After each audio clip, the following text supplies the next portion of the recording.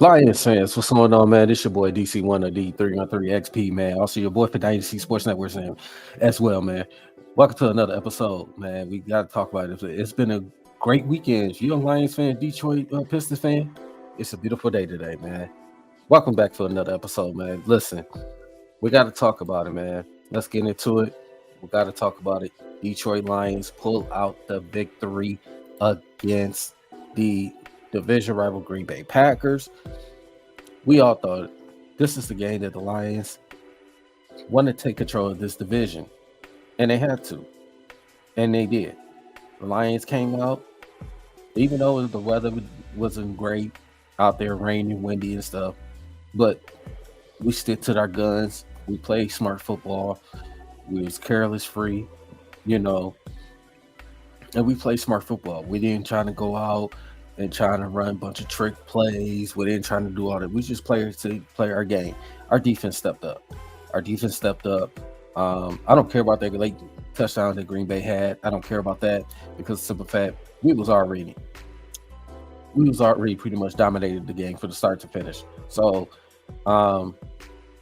we took advantage of Green Bay's miscues. You know, to enter the pick six by Kirby was unbelievable, man. So yeah.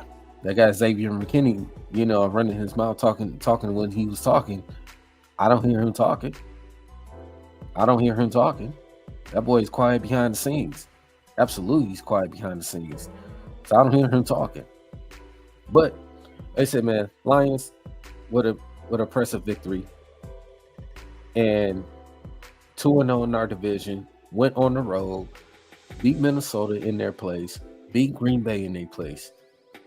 Dominate the Packers in fashion today. Jared Goff, 18 for 22. He only threw for 100.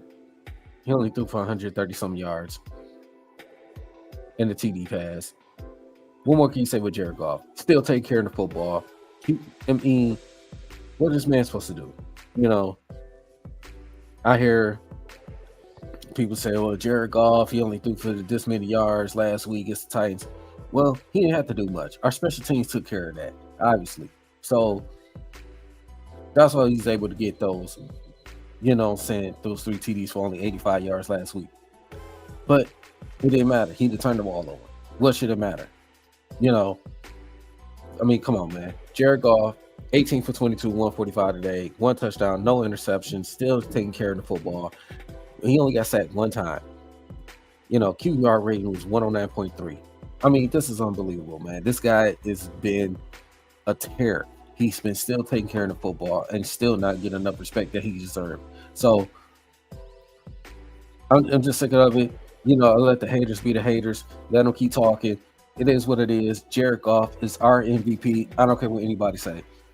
So, like I said, Lions take care of business. As far as the rushing, David Montgomery, 17 carries, 73 yards. Our Knuckles, our Sonic, Jameer Gibbs, 11 carries, 65 yards in the tub. Was to include that touchdown that made it put it up 24-3. But again, that was huge.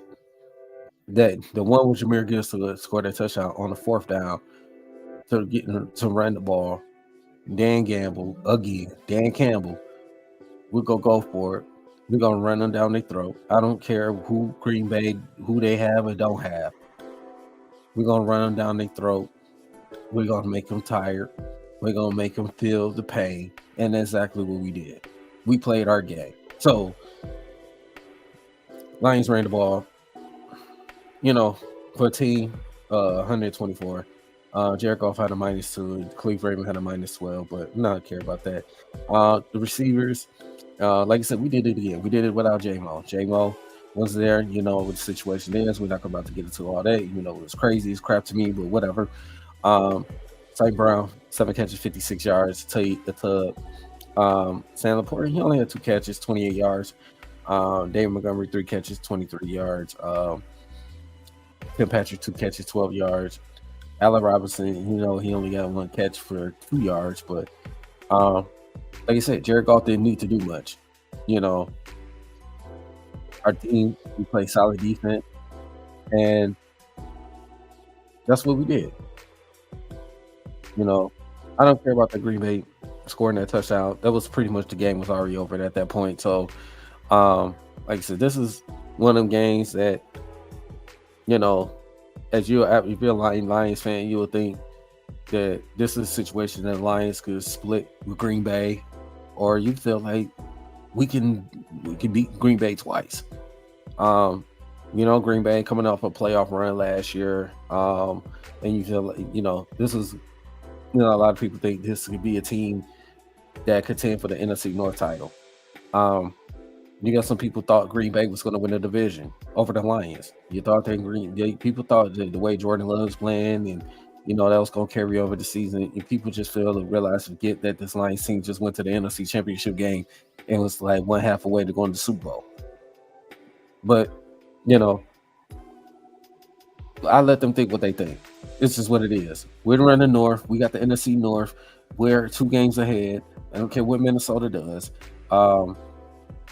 We already got to win over them. Now we got to win over Green Bay. We still got to play Chicago at Chicago. And we got to play them on Thanksgiving. So, like I said, we're 2-0 in the division. We got 4 more games to go for our division. But we got our next 3 out of 4 is at home. So, but yeah, that's what you're supposed to do. Like I said, this is time situation that we have to take care of business. We have to take care of business, not only just the games in front of us. And I said this, the whole Dallas situation when we beat Dallas bad. I said we kind of go to Minnesota to take care of business, and that's what we did. We went to Minnesota, took care of business, and then turned around. We took care of home against the Tennessee, an inferior team like the Tennessee Titans, and then we had to go into Green Bay. Hey, this one of those games that people thought that we was going to lose this game. We was going to split with them, whether it's there or was it going to be here. So it was one of those situations that even if we would have lost to Green Bay, we still had an opportunity would have beat them at Ford Field at our home. But again, we went on the road. We haven't lost a road game yet this season, and we'll continue to stay this way. Now we got another tough opponent coming up against the Houston Texans. I know they lost a couple of their players, especially their big third wide receiver Stephon Diggs out for the season with a torn ACL. But you can't take this Houston team lightly. So it's a good win. We got this division win. It's huge. Our fans showed up down there in Green Bay. Shout out to our fans, man. They was unbelievable today, man. Our fans was deep, like always, been deep all year long. Shout out to our fans, man. Lions fans, we showed out big. So I'm happy for our team. So we did it. We got the job done. Let's go ahead and continue to take care of business. Going to the next thing. Let's take one game at a time. So I'm proud of these guys. I'm proud of what they're doing. Like I said, man, this is a good victory. This is a good victory, sound victory. All that Xavier McKinney running his mouth about this, that, and, the embarrassment, this is third. Well, you just got embarrassed at home. So I don't want to, and he's pretty motherfucking quiet today. He's pretty quiet. I don't hear him running his mouth. So this is at the point that, like I said, man, this Lions team, they did what they're supposed to do. And we didn't, like you said, Green Bay knew they were trying to come out. They want to hit us in the mouth. They want to beat us. They want to show they want to act like they're the kings of the North, and this stuff. That shit is over with, done. Y'all had y'all share in the past. That shit is done and over with. We're the kings of the North. We're gonna take over. We're gonna continue to take over. I don't care who you got, how much talent you got over there, Green Bay. We're the better team. We're the better quality team. We're gonna continue to dominate. As long as we stay healthy and get guys to continue to buy in with this Lions culture, we're gonna be fine. Nobody else is gonna come in here and take over this our North crown. That's just plain and simple. So Lions, just continue. Take this game at a time. Let's continue, guys. Stay healthy. Let's go ahead and win out. No, Miss J, what's up, brother, man? Hey, what's going on? No, Miss J, what's going on with you, brother? How you feeling? man, feeling good. Just got done from a quick workout. Yeah. No, Lions went out there and chose to play better in conditions than the home team that's used to playing in those conditions. I'm happy to hear that. We got the win. Got 10 points. Very convincing fashion. Smart football today. Outside of that one damn play called Ben Johnson, I don't know what the hell he was thinking right there, but okay, it's all good. I'm not worried about that. Yeah, smart football today from the Lions, man. They go out there and took care of business. You know, made them look like the rookies that they are on that team. And, you know, hey, 7-1. We reign top in the NFC. Absolutely. And never thought I'd see us 7-1. That's a, yeah, God, and you also lost for words in a way. Very, if I had to say, though, no,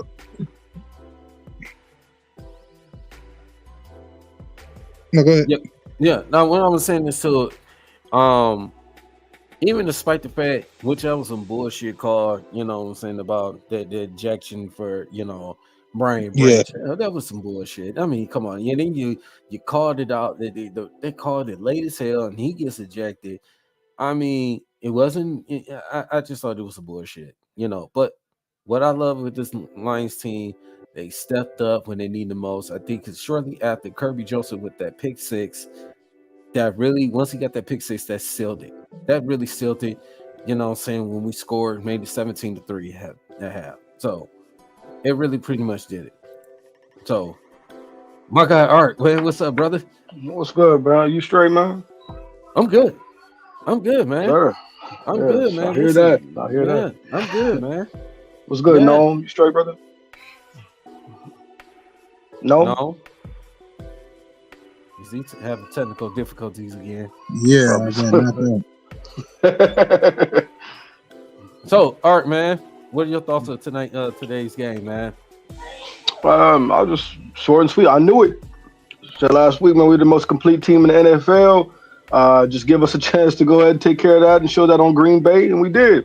Like I said in the comment section, man, if the Lions come, I'm convinced, man, if the Lions come and play that game against any team in the league, this will be the outcome. That's it. We are the most complete team, top to bottom. We're the most well-coached. Right now, one could say we may have the best quarterback in the league, at least top three. So, you know, I'm not the hugest Jared Goff fan, but the way he's been playing, we're not going to get into any semantics or throw digs at this man. This man is playing like an MVP candidate, flat out, plain and simple. All I want to hear any jargon saying otherwise, man. Jared Goff right now, he's at least the best quarterback in the NFC. I'll say that. Oh yeah, absolutely, man. Without a doubt.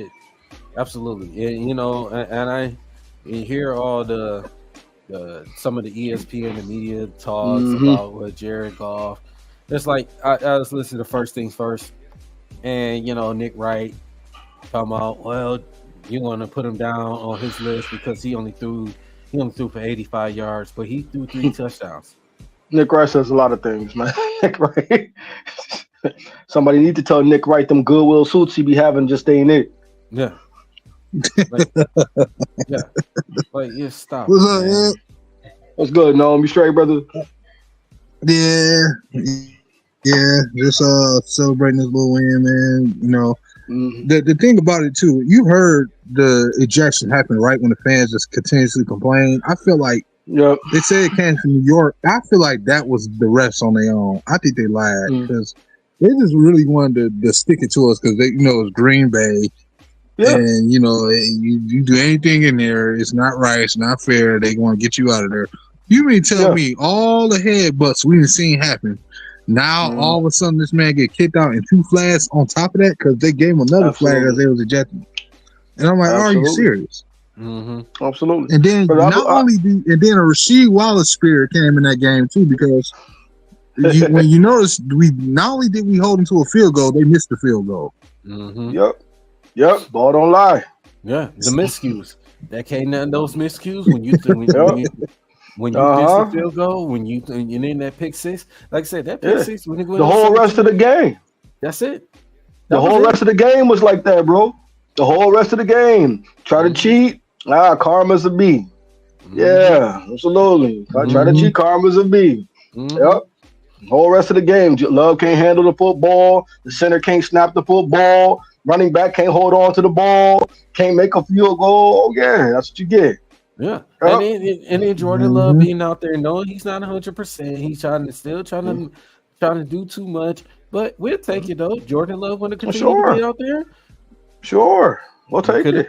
Well, Green Bay, you Matt LaFleur, you tell the reporters, you tell the fans why you didn't decide to put Malik Willis out there. No, Jordan Love is not 100%, but that's your problem. But we'll take care of that. We take the win.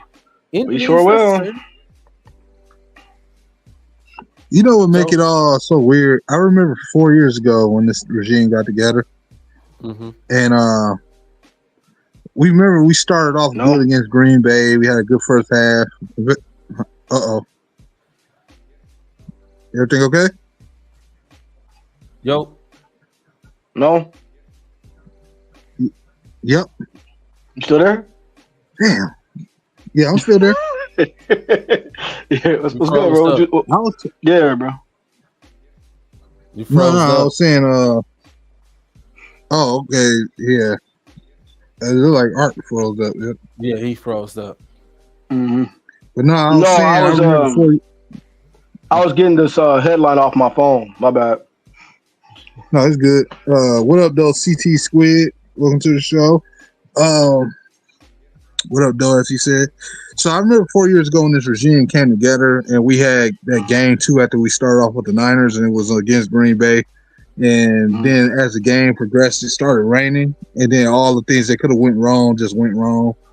Like the slipping, the ball direction that Goff made, we threw the Cephas and then the ball slipped out the hand. And then it was just everything slipped and failed. The rain affected us so much we was playing sloppy in the second half and we lost. 4 years later, now we're a wet oil machine where we can go take on the elements and now play them better at their own stadium, do what they should have did. Yeah. Talking about progression. I mean, that's called competency, man. We talked about that in other shows. When you get real people running the show and real players in there, you begin to do things we were not able to do. Competency. People that actually know what they're doing, know how to coach, know how to play. That's it. Yeah. Talent takes care of a lot of issues, man. It really does. And whether that's in leadership or whether that's on the field, talent takes care of a lot of issues. Detroit did not have talent, man. Detroit's issue, like, let me say this, man. I know that's just jumping too far ahead, but the Pistons really need to take a look at the Brad Holmes regime with the Lions right now, and really look how they went about their business. Yes, 2 different sports, but really look how they went about business, man, in terms of rebuilding a team. Because the issue is, we talked about how we've had stars in Detroit, but how were they treated, man? You know, one thing I see with the Pistons right now, right? If you think about this, every player, every number 1 pick in the last 5 years, right, is currently surrounded with former NBA champions and all-stars. Every last one. We get this boy Cunningham table scraps, man. Yeah. Brad Holmes, he comes in, just like you said, piggybacking off of your point, brother. He's like, enough is enough. We're not penny pinching, trying to get mediocre players anymore. We're not sitting up there trying to stay exclusively in the second round and develop guys we're drafting in the 5th and 6th round anymore. We're not doing that. We're going for the big fish. We're going for guys that can play. We're going for guys that can coach. We're not going to sit up there, keep the bank account closed, and get mediocre coaches in here. If we want to win, we have to pay for it. This is how you go about business and rebuilding the proper way. My hat's off to Brian Holmes. Absolutely, man. And like you said, man, this like you said, when Noam brought up at the point of, you know, like you said, what happened, it started off 4 years ago. Like I said, you went from starting from the bottom and then turn around and look what that, because you know we used to back then. We used to lose those games.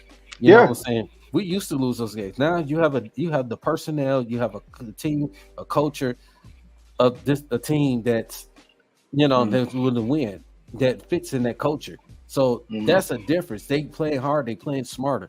We're used to that. My guy Bree, man. What's up, Bree? What's going on with you? Bree! Back your ass up on the camera. I'm glad to see you here, brother. Yeah, what's up, fellas? Back your ass up on the camera. You sound right, bro. You see that? No, he got the Jared Goff, man. Jared Goff. Got to give him his credit, no. And I'm not a huge golf fan myself, but I got to be now. The way he's been playing, brother, this is. I see you. Hold on, Art. I had to cut you off, but see, you missing shows. They giving me unnecessary slack right now. So okay. I said for the last 2 years. No, I said for the last 2 years. I said for the last 2 years. I said, oh God, what do you want? Good game. You've been talking shit about me for a long time. It's my turn now. Shut that shit up. I'm talking, boy. Respect my name. Oh, wow, man.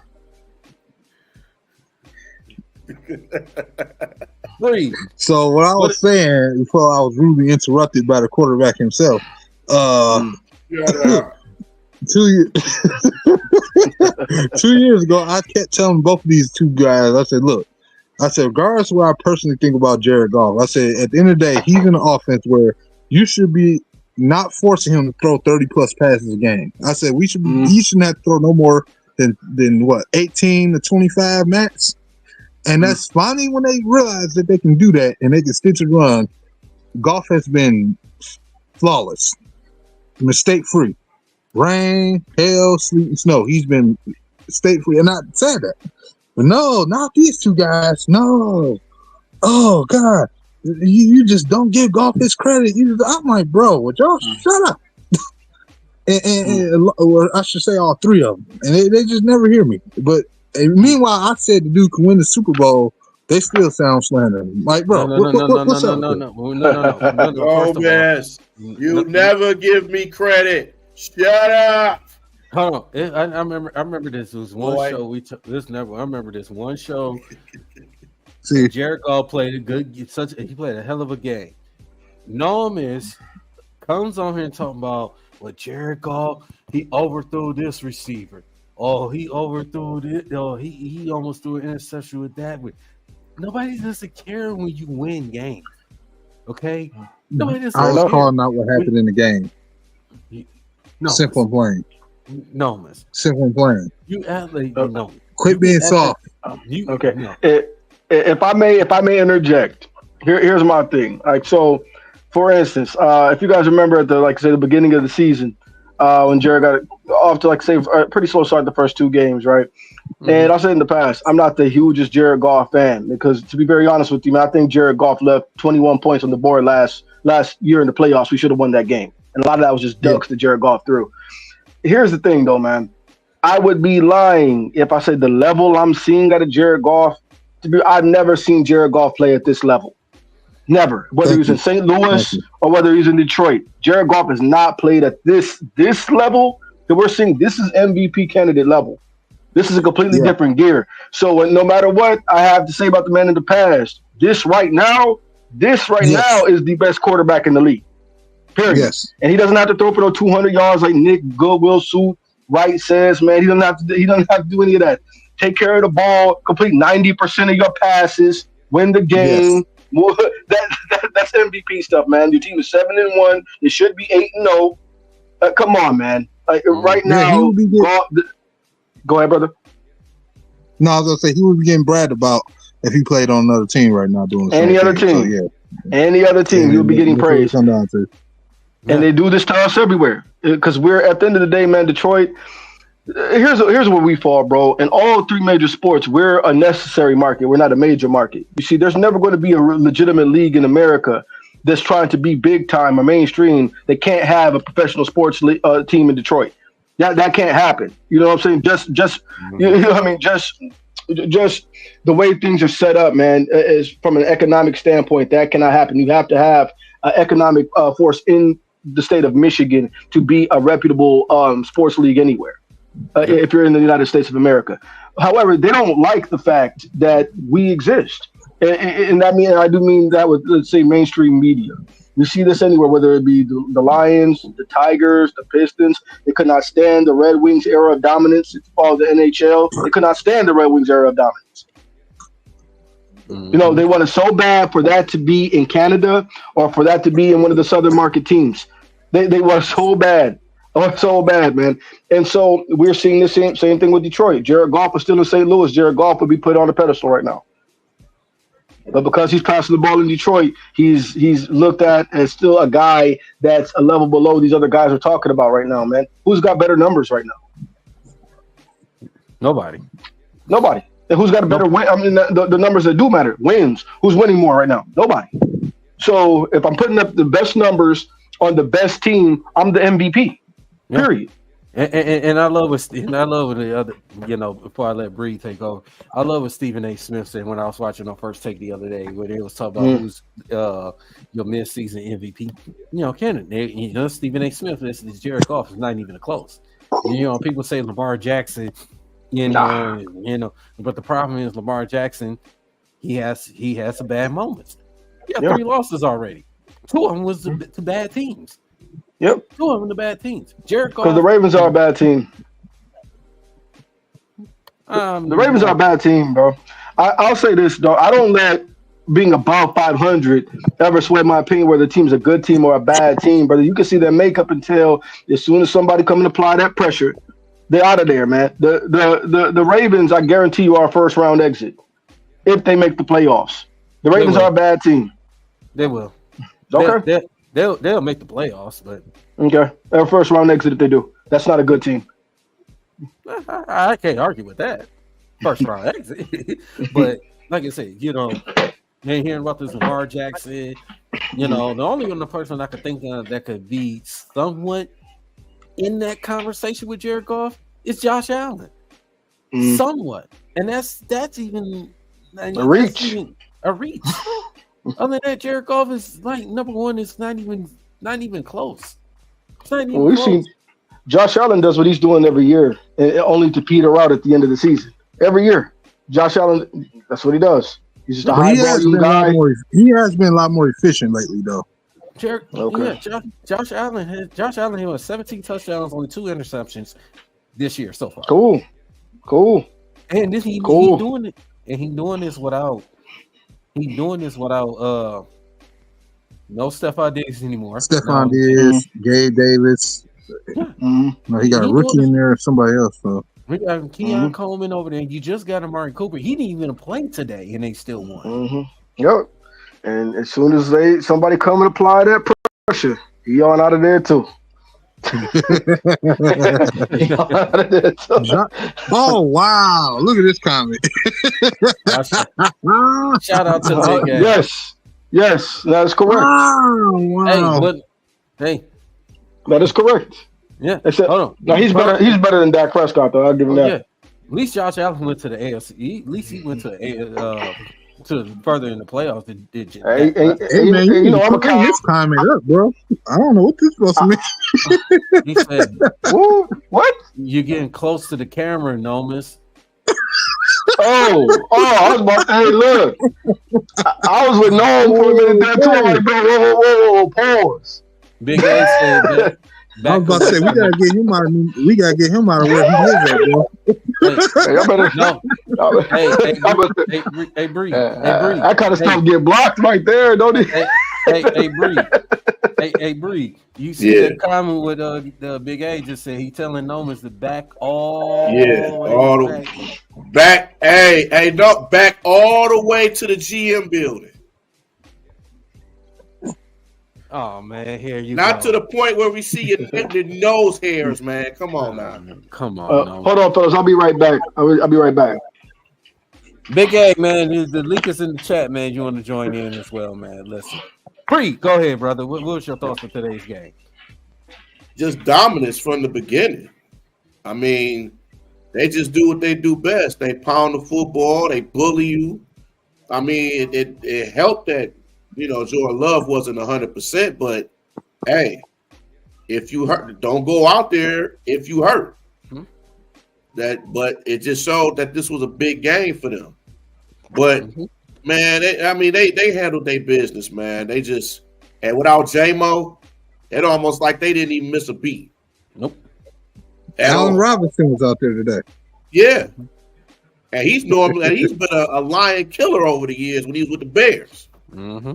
So Tim Patrick, all these guys, man. But that defense, man, even though the branch thing and everything, that was a BS. It happens, man. That was a BS. That was a BS. You know, that was a BS. But for this defense to do what they do, and they without Hutchinson, everybody talk about we need a pass rusher. Do we still really need one? Yeah, the way that they play, we do. Because we got to go and get into the playoffs, man. And not to mention, we got so many injuries, man. We got guys out for the season, like Derek Burns, Hutch, Davenport, Kaminsky. We start, then you got Pascal missing with illness and stuff like that. We can't afford. We need. It's not even about the pass rush at the point. You just need help. Period. To help balance at this point. Like it's not even about we need pass rush. We need some bodies out there, bro. Because at some point you go face a more dangerous quarterback that's not going to be afraid to attack us. Win or lose, you want to be ready. It's as close as you can possibly get. Yeah. You know what I'm saying? Still got to commend the defense though, despite, like you said, but my bad. No, I was just saying this is where your depth show up, man. I mean, this is where your depth show up to the point where you see what you have. Yeah. So if somebody get hurt or something like that, next man go up. Exactly. That's the mentality you gotta have. Yeah, and that's true. But you got too. To be a Super Bowl contending team, at some point we gotta get somebody to help because, like you said, we almost running out of bodies. You know what I'm saying? And like I said, Pascal being out with an illness, and don't have Kaminsky, don't have Aiden Hutchinson, don't have Davenport, don't have Derek Barnes. Those are key guys for our defense. You know what I'm saying, that we lost. So we need to get somebody. And we all know we heard the rumors about Zadarius Smith might be supposed to be coming here by the trade deadline. We'll see what happens with that. You know. Yeah. And once I see Adam Schefter tweeted it out, once I see breaking news across the screen, Undertaker, once I see Lions Nation Unite confirm it, then I'll say, okay, we can talk about it. But until then, let Brad Holmes do what he got to do. That's you right. know, of course, he's making phone calls. So, fellas, we got to talk about it, man. Next game, Lions Texas preview, man. This game is going to be. This game is going to be a very interesting, going to be a close game. Houston is a good team. I know they just lost to the Jets. It was a close game. I know they lost to them, but I know they lost Stephon Diggs for the season. I know they don't have Nico Collins at the moment, but they still a good team. It's one of those teams that we can't take this team lightly. So what are I'm going to start with you, Bree. What are your thoughts of this next game coming up against the Houston Texans?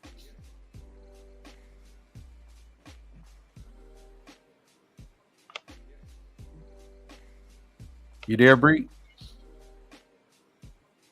He probably froze up. Yeah, Bree froze. What? Okay, so all right. What are your thoughts for this next game?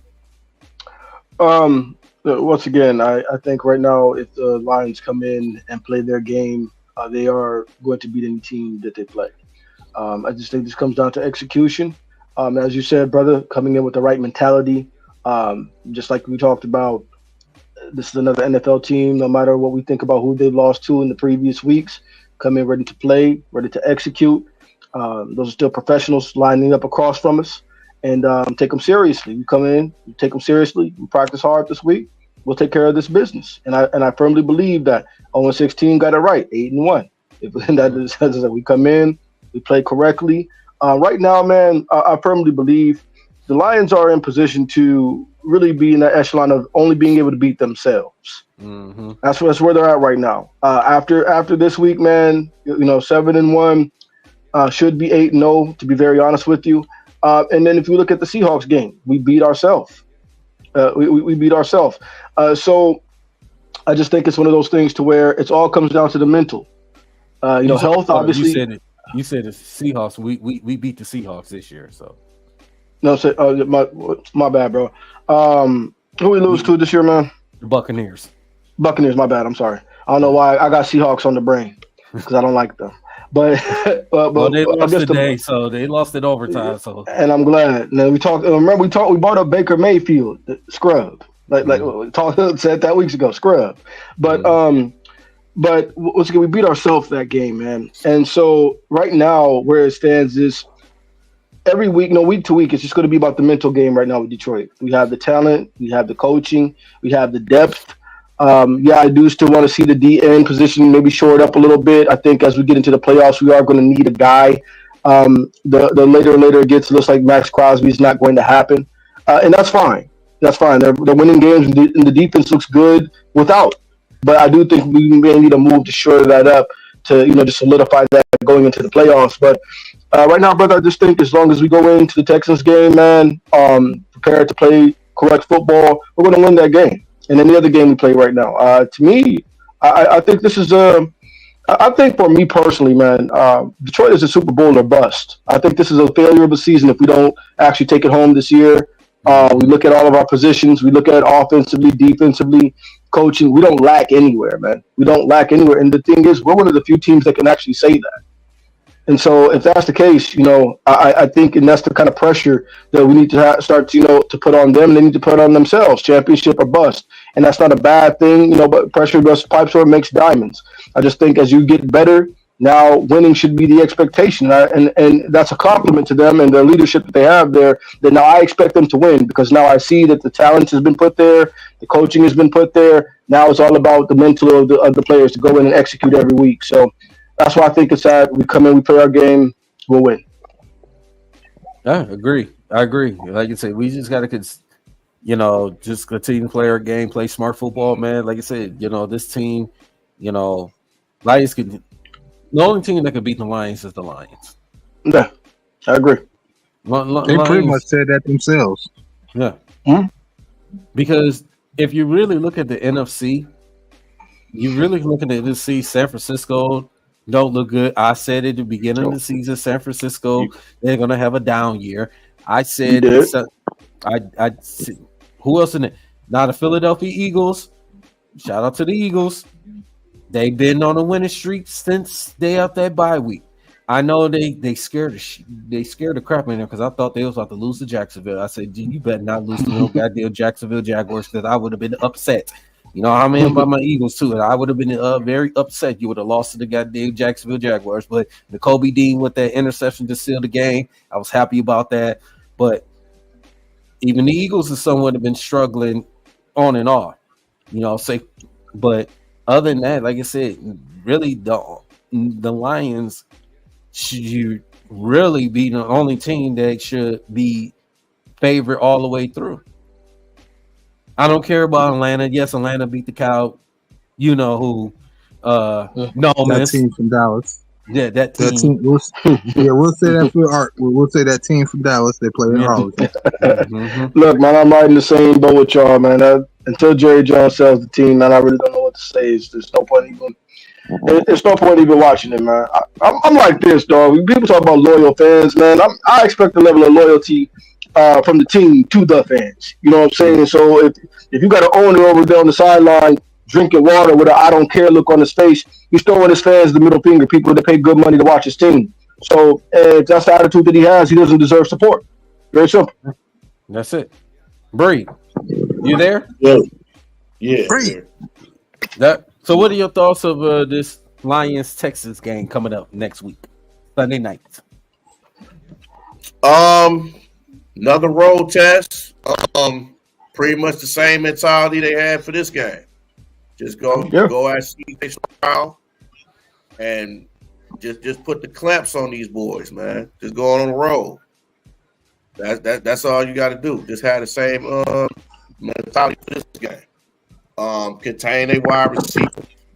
You ain't got to worry about Diggs. So you got Nico Collins. So you got the running game. So and then they got a nice defense too. So it's gonna be a tough game. Like I said, I think it's gonna be a much better game than what people think.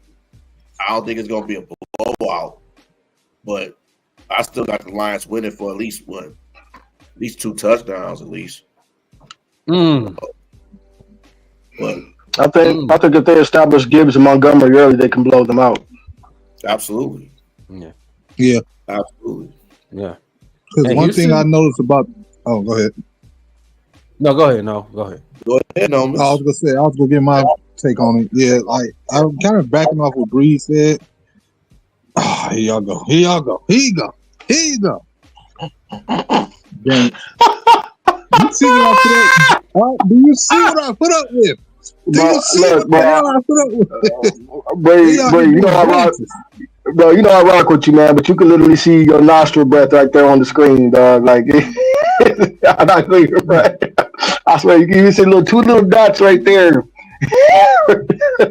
Look, about this. Y'all get profile today. Y'all get profile today. That's what y'all get. Back all the way to the GM building. Now I see what y'all mean. Anywho, children. But yeah, now y'all done made it with the profile. Lions are a real physical team, especially on offense, man. They play real physical. Yeah. The one thing I'm noticing with Houston this year, they don't seem to have the physicality they had last year.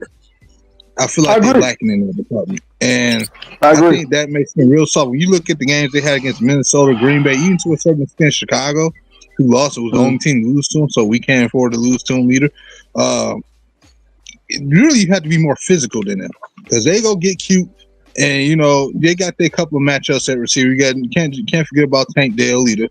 But yeah, I think if the Lions establish a run game with them and stick to that game, because that had to be the game plan today when they realized it was raining too. Like that had to play a huge part of it. When it's raining and the weather conditions like that, you outside, you have to run the ball. And I think the same philosophy we got to go in the next game. They have to continue to run the ball.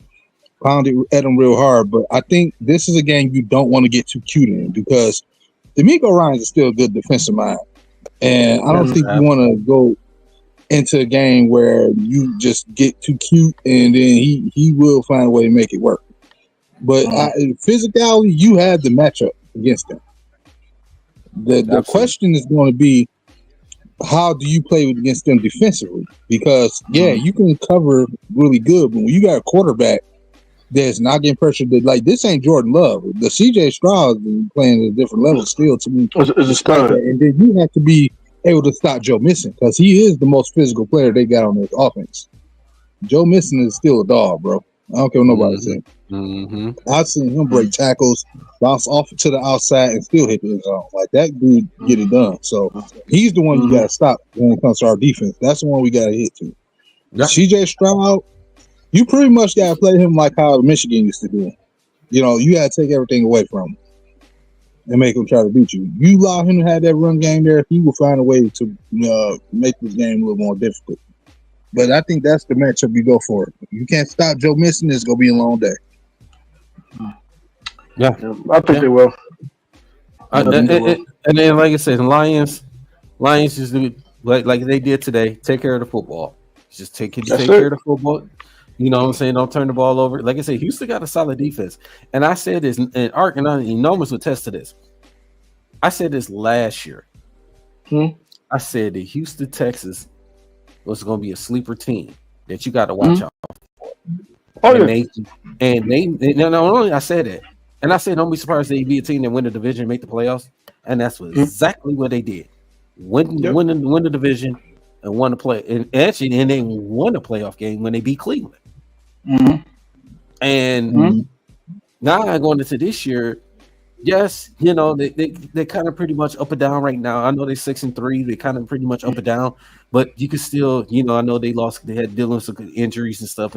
That's part of why they, you know, where they are, because they obviously could have been the same record as the Lions, to be honest with you, or a little better, you know. But we can't, like you said, we can't count out this Houston team because D'Amico Ryans is a hell of a coach, especially defensive minded, you know, and this Houston team, you get them going. Like you said, with Joe Mixon, he get to those hard runs, he can start getting physical. It's going to be a problem. It's going to be a long game. So you got to, if I'm the Lions, You got to get to him, get to them early. You got to get to CJ Stroud. You got to get to him early because he gets comfortable. He's going to find his targets. He's going to find his targets. So if I'm the Lions, I would get to CJ Stroud often and early. Yeah. But you got to be smart too, Lions. You got to be careful. You got to take care of the football. You got to take care of the football. Offensively, take care of the football. Run the football effectively. Sustain drives. Keep Houston defense on the field. Wear them out. Get them tired. You'll win the game. They possibly win by double digits. I think it's going to be a close game because Houston's not going to go away, take things lightly. Because obviously, to be honest, they could have beat the Jets. They should have beat the Jets because the Jets don't look good. They've been struggling with some teams. I thought they had more losses than they had. I thought they was like 5-5 or something. No, they 6-3. Oh, that's good. I know Minnesota got them. I know Green Bay got them. And I know the Jets got them. I thought someone else. But that tells you right there that they having a lot of close call games right there. The fact that I thought they lost a couple more games than they did.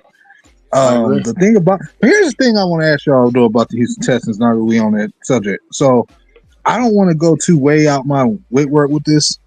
Like when you go back to Kansas City 4 or 5 years ago, when the season that they end up winning their first Super Bowl with Mahomes, that season from them they looked so bland to me.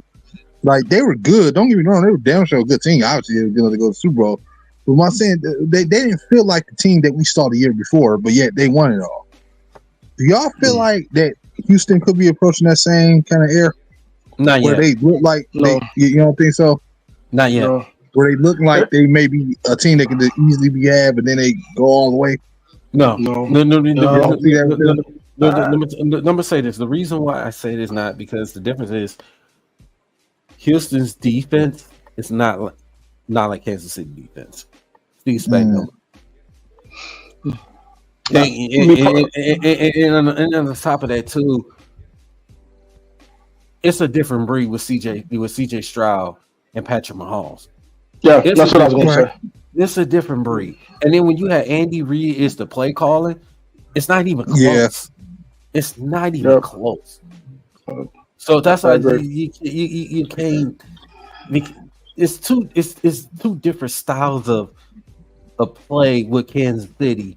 What they do and then versus what Houston do. Yeah, true. It's the play calling with Andy Reid. Andy Reid's making play. I don't care who's the offense coordinator is. Andy Reid's still making it the play calling. He just had the best talented quarterback ever seen in this modern day era. Patrick Mahomes. You know, CJ Stroud is not on the level of Patrick Mahomes, even though he's a hell of a quarterback. Oh yeah, I know that. But to me, I would have to say no because the simple fact there are different levels to it. Go ahead, Art. No, you said what I was going to say. I mean, as much as I like CJ Stroud as a player, he's not Patrick Mahomes. No, and then that's just it. Patrick can kind of coast and play at half steam and whatnot, and still be in playoff contention. And then when he decides to flip that switch, you can't do anything with him. CJ's not there yet, and to be very honest with you, he may never ever be there. The kid's got big. As good as he is, CJ Stroud still has big time potential. But Patrick Mahomes is going to be the best quarterback of his generation.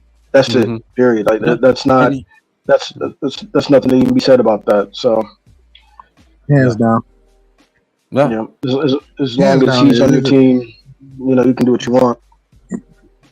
But see here, and the thing is too, though, Mahomes, people don't understand why he's really good. Yeah, he has a lot of tangibles that help made that offense good. But when you get to be coached by a guy who coached Donovan McNabb, got Alex Smith to have the best career in his possible of his life after leaving the 49ers. Yeah. And and not to mention he's been to a Super Bowl before, so he's so battle tested. It's like, and then you got Travis Kelce. Well, it's like, Andy Reid is a Hall of Fame coach without Patrick Mahomes. That's just the truth. So that is truly a complimentary. And I'll be very honest with you. Somebody asked me who would I say would have. Let's say if you remove their Hall of Fame quarterbacks from their resume, being Tom Brady, and Patrick Mahomes, who has the better resume as a coach or who had the better intangibles as a coach between Bill Belichick and Andy Reid, I'm going to pick Andy Reid 10 out of 10 times. Because you've seen the level of success without Patrick Mahomes with two other quarterbacks. And as you said, to me, I think the biggest accomplishment of Andy Reid's career was making Alex Smith look like he was an NFL caliber player, yet alone a potential MVP candidate for a 6-game stretch. So, and that was all coaching. So Andy Reid definitely is a first ballot top tier Hall of Fame coach, even without Patrick Mahomes. And vice versa. So that to me is one of the rare times we see a truly complementary relationship between coach and quarterback. Absolutely. Well, yeah, Absolutely. well, definitely. Can we take a look at some NFL scores today? Let's take a look at some NFL scores. Yes, start with the Cowboys, man. The who? I want to. The Cowboys, or whatever y'all calling them. The team from Dallas. Okay, okay, yeah. Okay, we'll start with them. Okay. How many interceptions did Dak have? Let's see. Because I didn't even watch the game. He left the game halfway or something like that because he got hurt. He got hurt. He didn't get hurt. He was getting work. That's all. As our guy Bree says, CD scam. Mm-hmm. CD. Hey, Bree, you say CD scam? Yep. Yeah, CD scam. And what's that? What's that Prescott? What's his nickname? Shit.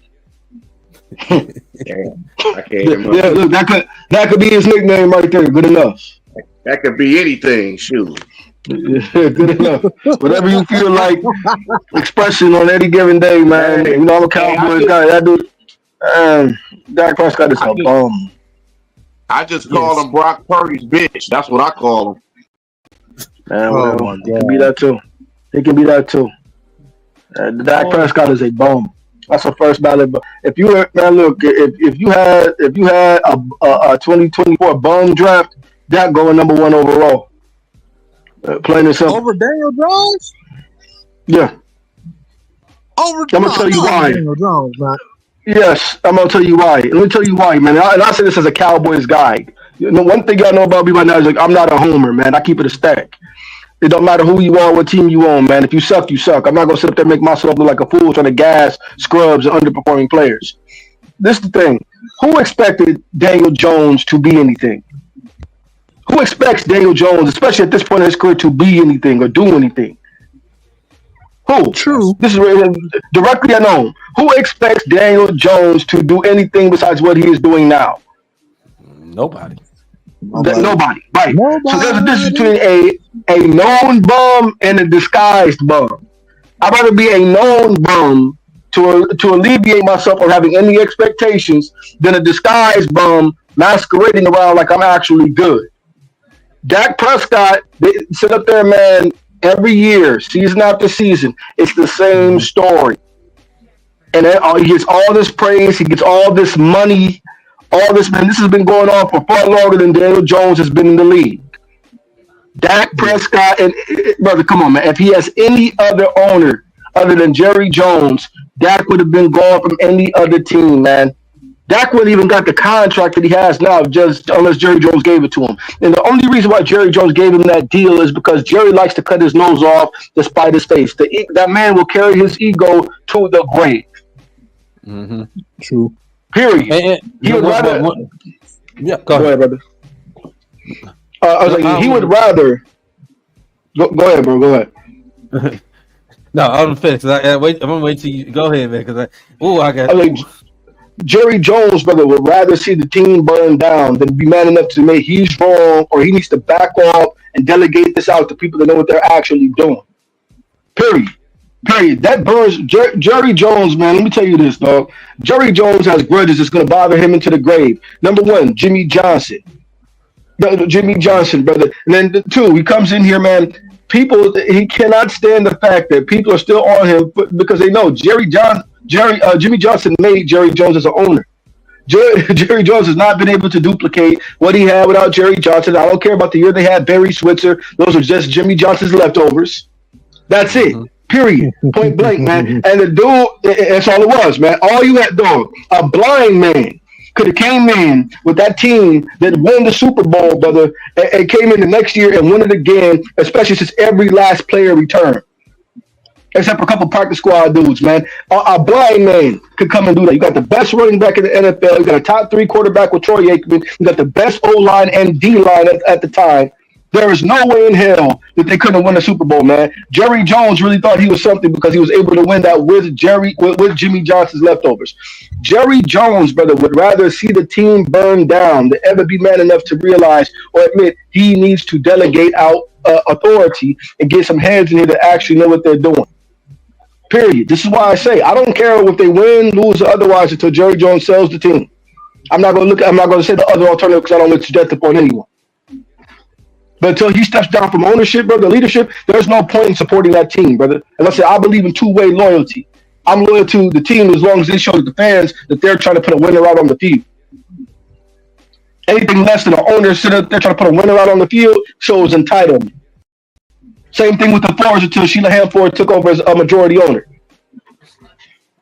When they were throwing us table scraps to 0-16 teams and people were sitting up there still supporting them, still going to games. Absolutely not. Because what were the Fords doing at the time? Showing that they did not care about hardworking fans that pay real money to come to those games. They did not care. They saw it as a way to make passive income. Mm-hmm. So what happens? We get a real ownership that comes in, hires a real dude to run the team, and now they deserve the attention that they're getting, man. But in order for our team to get any kind of revenue, to get the kind of fanfare, we deserve the fans a winner on the field, a winner on the court, the rink, or whatever sport that you watch. And Jerry Jones does not care, man. I'm saying this, and I hope some Dallas fans see the show, brother. And I'm sorry for the rant, but it's real. No, it was needed. Hey, it's real. You know what? I was gonna say my point, but everything you have spoke, man. Everything you have spoke is absolutely correct. Until Jerry Jones is to sell his team, I don't care if he's there ain't gonna be nothing. I'm happy. I can't stand them as a Lions fan, as an Eagles fan. I can't stand them. I can't listen. They can cry me a river all they want.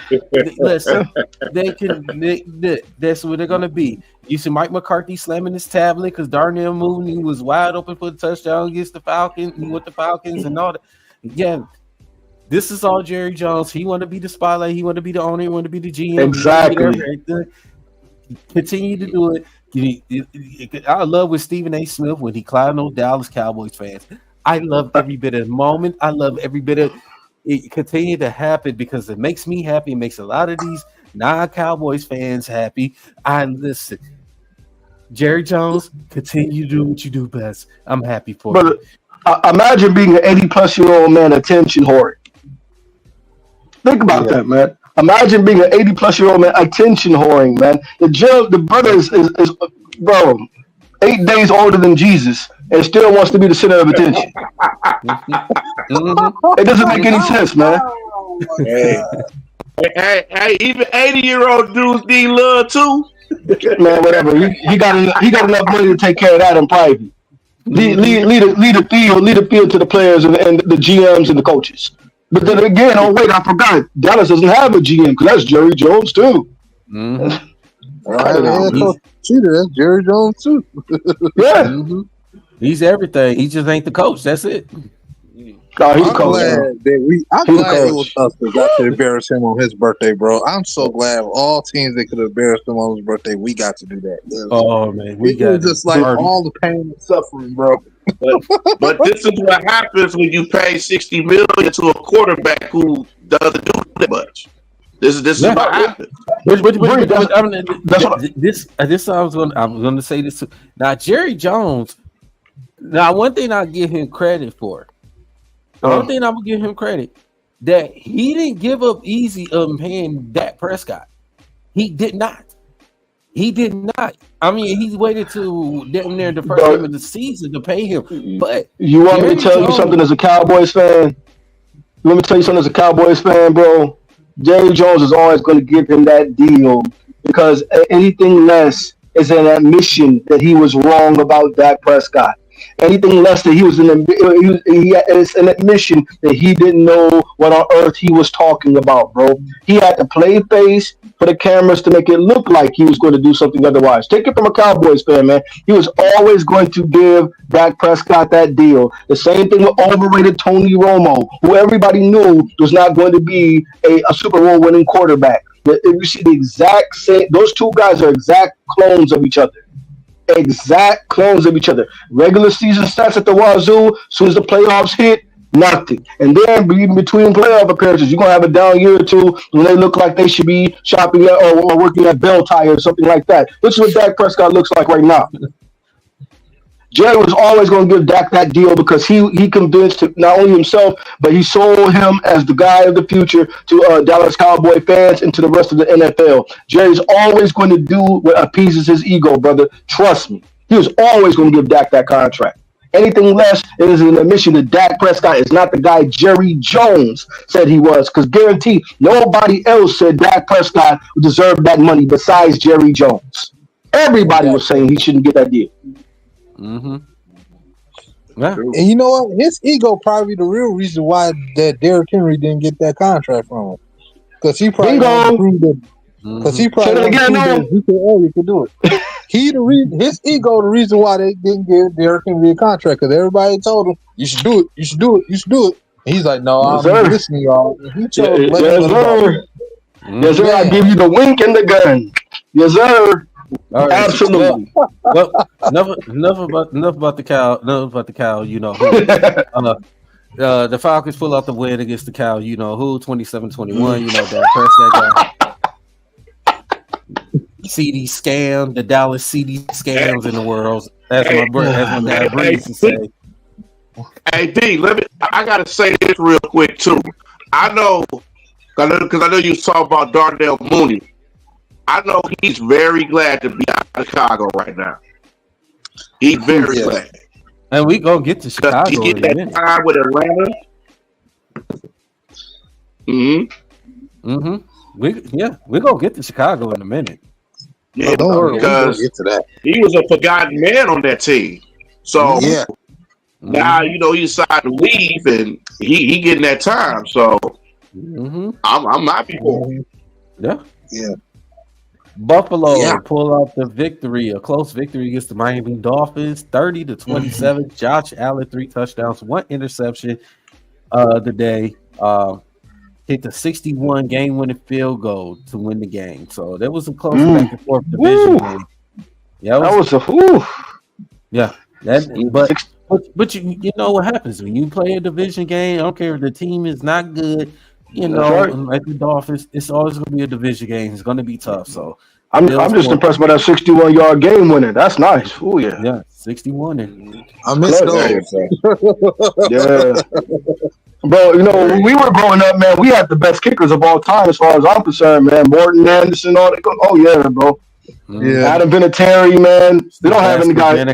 Sebastian Janikowski, but we don't have guys like that in the league anymore. Those guys used to knock them down routinely. Oh, we have one. One. We have one. You got to get Justin Tucker. That Baltimore, you got to get him. He's nice. He's nice. That shit was lucky, bro. That shit don't the wrong way. We win that game, man. I'm still mad about that. Hey, Nomus. And then we had Super Mario Santoso on the team. No. Justin Tucker did that to us twice. Yeah, I know. The second one was some bullshit. But that first one, that was nothing you could do about that. That second one, this is what it is. Yep. We had nerve to have a kicker that year named Ryan Santoso. This dude looked like Super Mario if he was a janitor, bro. I swear for God. I was like, what is he doing on the team? What is he doing with this guy, man? He used to have this old man walk in the tunnel. Bro. I used to be like, bro, why is he here? Why? He looked like Super Mario if he was a janitor. No, man, right sometime, man. No man, right sometime, man. No man, right sometime. No, Oh, Why? Because I say what everybody agree with. I mean, it's true. It is true. Fellas, all right. Cincinnati pulls out the victory against the Raiders, 41-24. That ain't pulling off. That's a beating. Mm-hmm. And this is another beat. The Chargers are playing some pretty decent football. Gotta get Jimmy Harbaugh. Mm-hmm. 27-10 against the Cleveland Browns. The Tennessee Titans, after they got shellacked by us last week, they pull out an overtime victory against the Patriots. Yeah. Can I say something about the Pats, man? The Pats don't have a quarterback, and they also don't have a coach. Nope. Neither one. Those guys are bums. Nope. Both. Trash. The Commanders pull out another victory against the Giants. That's not saying much, even though that's a division game. It was pretty close. The Commanders, Jaden Daniels, another guy that's been, rookie of the year. Yeah, rookie of the year. Yeah. So, period. It's over, man. Yep. It's not even close. Yeah. Carolina Panthers get their second win of the season. They get the Saints. The 7 straight loss. The Saints started out 2-0 and he lost 7 straight. Who's starting for him? The Panther fans enjoying them $2-3 tickets up in there. They enjoying that. Wait, was Young starting that quarterback for them today? I believe so. Did he? I think he did. I think Rattler started for the Saints today, didn't he? Yes. Okay. Yes. I think both young quarterbacks, I believe, started. I believe no. Derek Carr played today. Carr played today. Okay, I thought Rattler. Wow. Yeah, Derek Carr played today, but he ended. Well, that's why they lost. Mm-hmm. Well, Derek Carr, he didn't throw an interception, but Derek Carr, he Derek bike, Derek tricycle. He ain't nothing with an engine in it. Right. Well, what up, though? Here's Johnny. Well, he's better than his brother, so Not fair. Hey, I guess the Saints did march in. They got marched out. That's true. Hey, let's say what's up to our fellow in the chat. Here's Johnny. Hey, brother, how you doing? Johnny, what up, though, Johnny?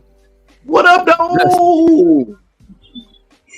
The Broncos got destroyed by the Ravens, 41-10. And why do we think that is? Derrick Henry.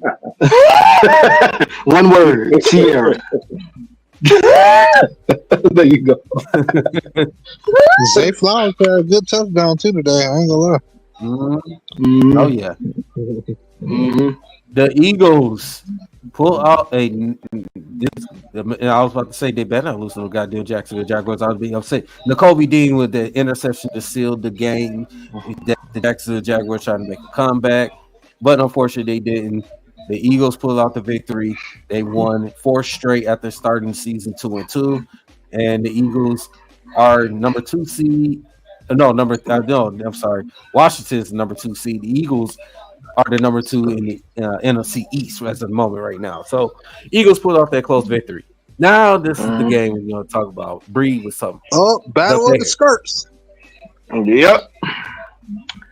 The Bears lose again. They start coming down to reality, man. They still haven't recovered from that Hail Mary. No, I believe I called that last month, right? Mm-hmm. Was it what is the team that said they wasn't gonna punt that much this season? Oh, okay. How many? What?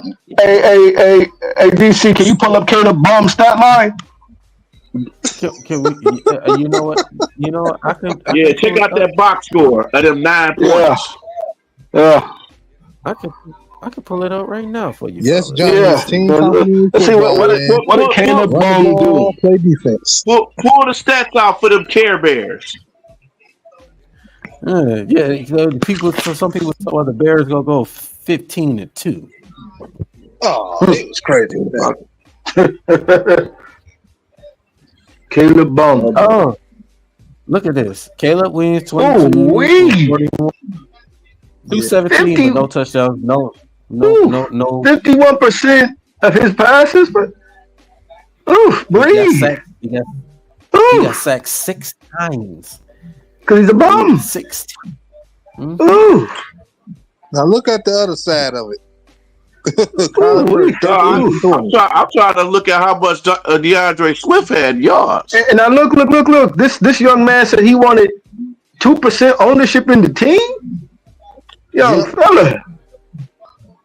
fella, to see what I'm not surprised you wear nail polish and skirts and stuff, boy. So it is what it is, man.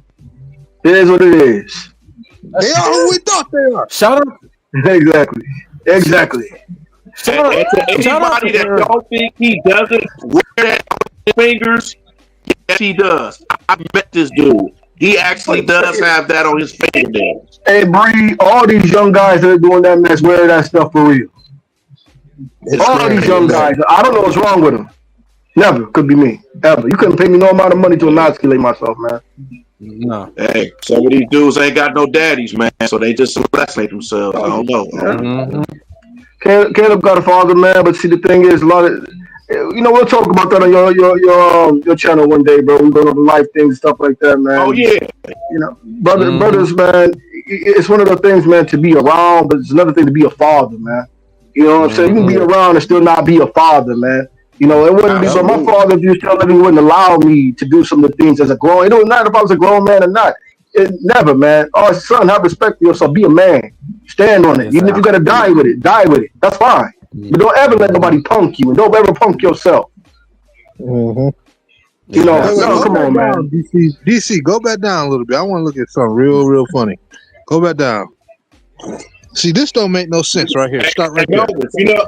You know what's real funny?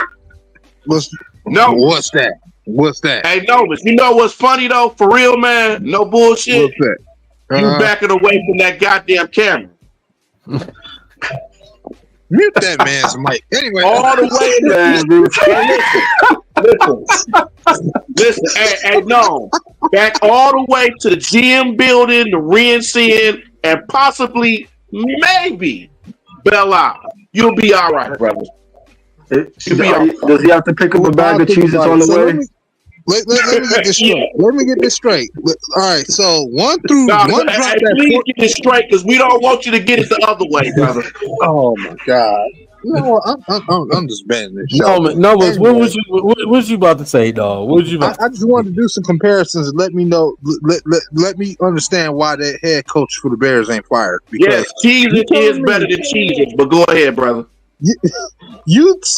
Okay. Anyway, you sit here and allow a rookie quarterback to drop back 44 times, and you allow him to throw to his top 3 targets a combined total of 20-something times, like 25, 26 times, and you telling me I'm seeing receptions, 5 for Doomsday. Okay, he had the best game. Keenan Allen only got 10 targets, and you merely tell me he got 4 catches.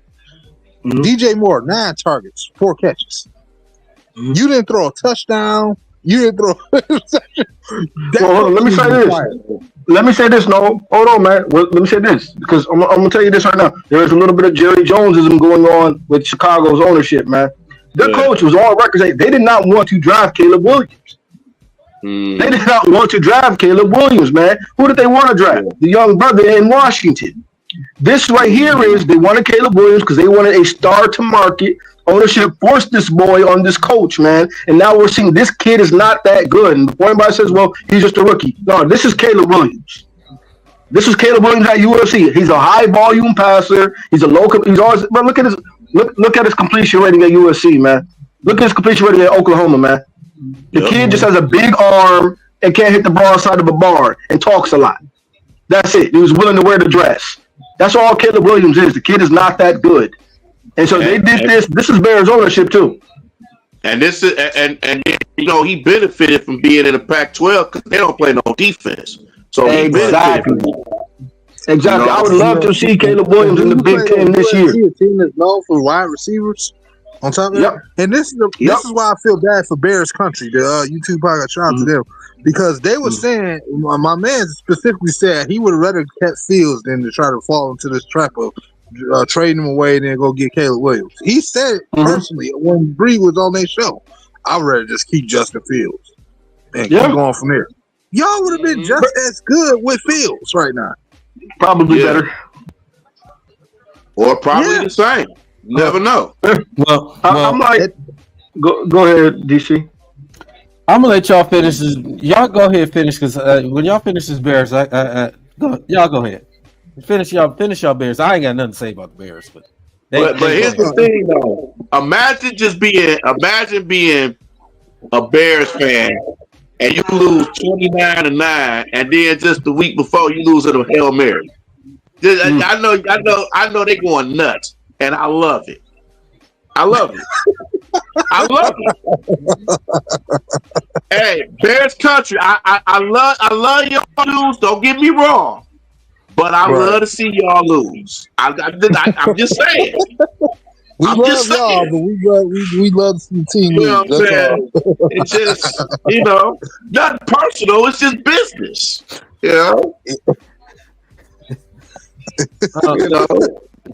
This is what happens when you give up Justin Fields and you got wide receivers. I don't want to say no names, Keenan Allen, that don't want to play with your quarterback. I wonder why he had an issue on Hard Knocks. Oh man, I wish I could see the next episode of Hard Knocks. Oh, it's gonna be great. Oh my god. Hey, let me ask you something, Bree. Did you ever see that one episode of Hard Knocks of the Titans, man, back when they had Blake Bortles? And they had that one episode when Blake Bortles was throwing ducks, and then the wide receiver you could hear was like, man, at least get it in bounds.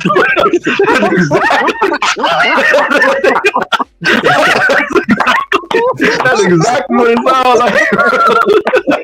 Bro, that's exactly. But I'll put the link in the comment section for that, bro. That was one of the funniest, bro. That's exactly what happened with Caleb Williams and Keenan Allen during Hard Knocks, man. Hey, but at least get it in bounds, man. What are you throwing to? Oh my goodness. It's gonna be like DeAndre Hopkins. Don't tell me, boy. Don't tell me. I'm on. I put that on God. Oh my God. That on God. Fuck we go down. Fuck we go down. Oh man. Hey. Oh man. They say I was that I didn't finish it. I was thought that I didn't finish it. Listen. Oh my goodness! Look, for me, how the fuck we go down? Look for me. That was hilarious, man. Look for me.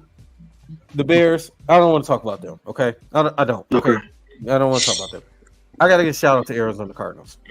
Yeah, I'm gonna give a shout out to them. And the reason when I say this, ever since the Lions we beat the crap out of them, Arizona Cardinals has been looking pretty well. They've been playing pretty good ball, and they lead the division, even though the division is not that great. They're leading the division right now. You got to give a shout out to Kyler Murray, man. And Kyler Murray, it's weird. He's 13. I think Kyler's grown up, man. He's grown up. I really do.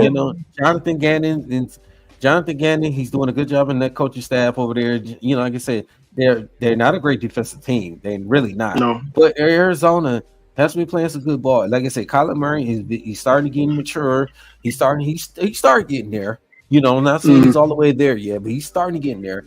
And look what today, they ran the ball pretty well. Saying James Conner, 118. He had 107 yards, 18 carries. Amari, with 4 carries, 59 yards with the tub. Trey Benson, 8 carries. See that balance, the balance of the running game. And you look at the receiving, the receivers didn't do a whole lot. The Trey McBride. But everybody contribute though. They contribute. Right. You got to give a shout out to Arizona. And look, they beat the 49ers. They came back and beat the 49ers in their building. They beat the Rams. They beat the crap out of the Rams already. And I'm not mistaken. I don't know if they played Seattle already or not, or they haven't played yet. The Arizona Cardinals. Rams won the overtime against Seattle. Yeah, I'm talking about the Cardinals. I don't know if the Cardinals played Seattle yet or not. I don't know if they didn't yet or not. But if they didn't have it, I'm telling you, the the Cardinals. I got to give a shout out to them because I didn't think the Cardinals was going to be what they know, but a lot of people didn't think the Cardinals was going to be where they at in this situation right now. If the playoffs started today, the Cardinals would be at the 4th seed, and they would have at least a home wild card game in the first round. Got to get a shout out to the Cardinals, man. I'm like I said, I'm getting them a shout out. They with this impressive victory they did today against Chicago and push Chicago back to reality.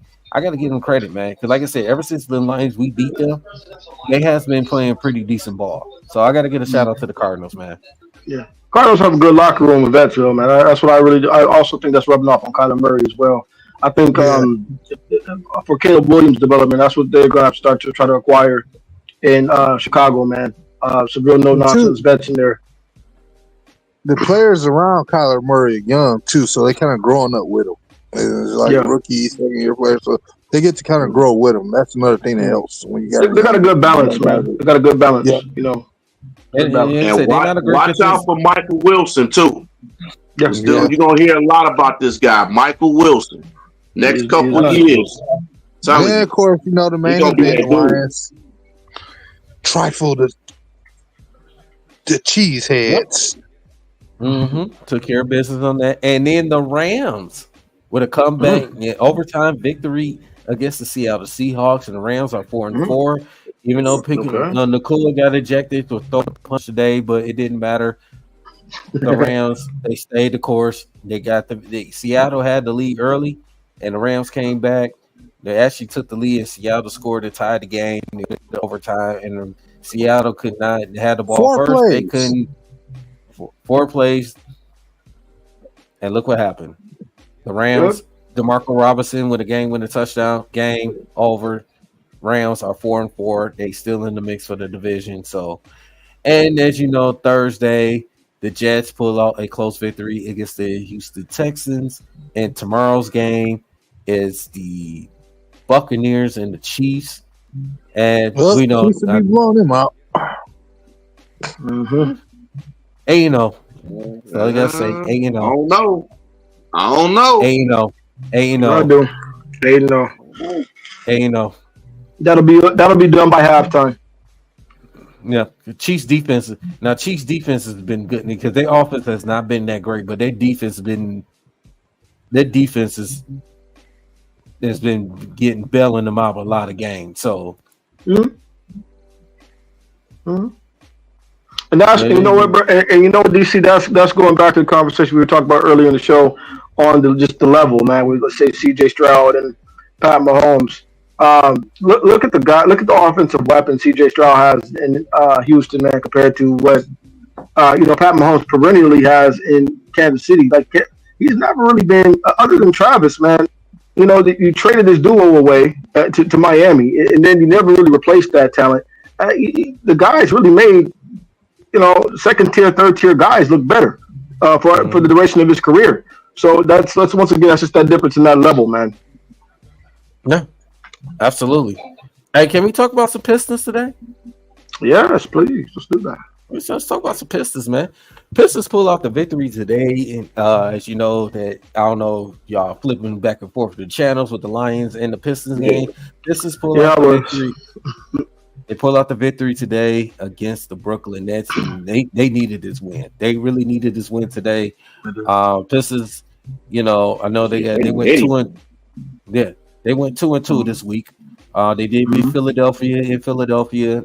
Even though they didn't have Embiid, they didn't have Paul George. What a surprise!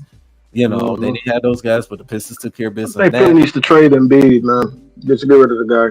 He doesn't want to play. I still can play out there. I need a chance. Yeah. and I know the Pistons got whooped by New York Friday. Real bad. Yeah, but they play, and you see the Pistons had played against some starting off the season has been playing against teams that's been in the playoffs so far, except for this game today because Brooklyn was the only team we played so far that was a playoff team last year. So, but it's been pretty tough. Like I said, the Pistons, you see the growth in this team. You definitely see the growth in this team. You definitely see a team that's like the biggest thing is if you look at those losses that the Pistons had, they just haven't been able to close games. When you turn the ball over, where you're not making shots, especially in that fourth quarter, that's been the killer.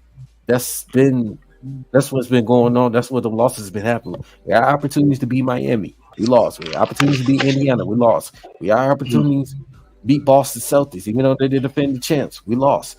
We had opportunities to beat Cleveland, we lost. We had opportunities. Now in the New York game, that was just what it is. That first quarter, that was a done deal. That first quarter was the tail of that game right there. That first quarter, it was a wrap. We just got outclassed. That happens. Yeah. They got cataract. That's what happened. They got cataract. Mm-hmm. Hey, what up, though? Michael Lions Talk by Chet Sports. Was good, brother. Micro Mike in the building. Yes. But yeah, man. Not a discrepancy in your screen. Novus J is in the building. Yes. Mm-hmm. Yep. So, anyway, go ahead, Daryl. So, as you know, like I said, Pistons split up this victory. So, what? Now they got a game tomorrow. They're at home against the Los Angeles Fakers. Yeah, the Fakers. Coming to town. So, if the Pistons could play like they did today against Brooklyn, and if they could continue to play it, I said it earlier. I think they could beat the Lakers. The Lakers is not that great. Yeah, I know. Hey, D, you gotta say it right. The Fakers. I believe they could beat the Fakers. If the Pistons could play, they could play the game how they play and take care of the basketball. They could beat a lot of good teams. They could beat some teams. Mm-hmm. They could beat some teams. And I won't be surprised they beat the Fakers tomorrow. I don't care if LeBron and Bronny and Anthony Davis, as my guy Bree said, street clothes Davis. Street clothes. Yeah, that's right. But I don't care about we call them threads in Grand Rapids. Threads. Yeah. So, fellas, man, I don't care who starts, man. What are your thoughts with the Pistons so far, man? I don't care who starts.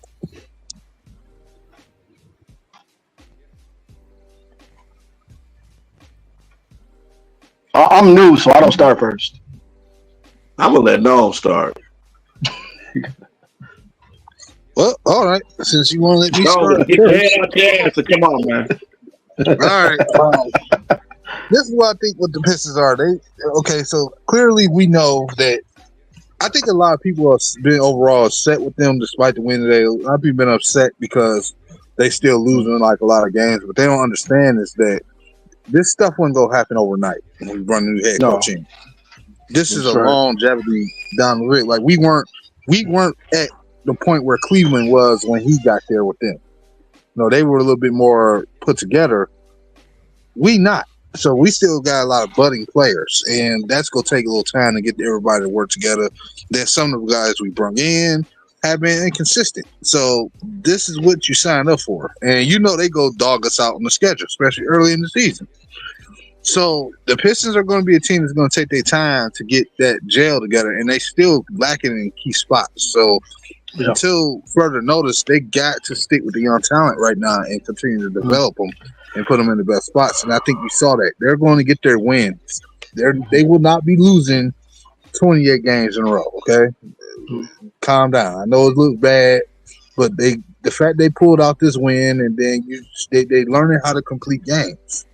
And people gonna say turnovers this, turnovers that.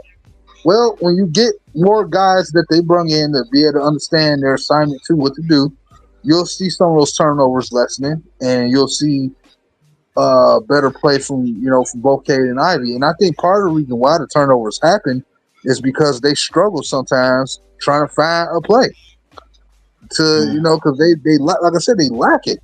So when you're doing a lot of ball movement and you don't really have a legitimate play that you can hit in the corner because you're being bossed out, to me what happens is you're going to turn over the ball, especially if the pass is a little bit lazy. That's what they do got to clean up. Outside of that, Cade is killing it. A lot of people killing Cade. You got to stop turnovers. You got to stop turnovers. Put some more pieces around the guy. Continue to build. Recognize who your best players are and continue to build around. And, you know, as a head coach, he's going to have to find out ways to get other guys involved. I think that's another thing, man. This is going to have to be a team that wins by committee.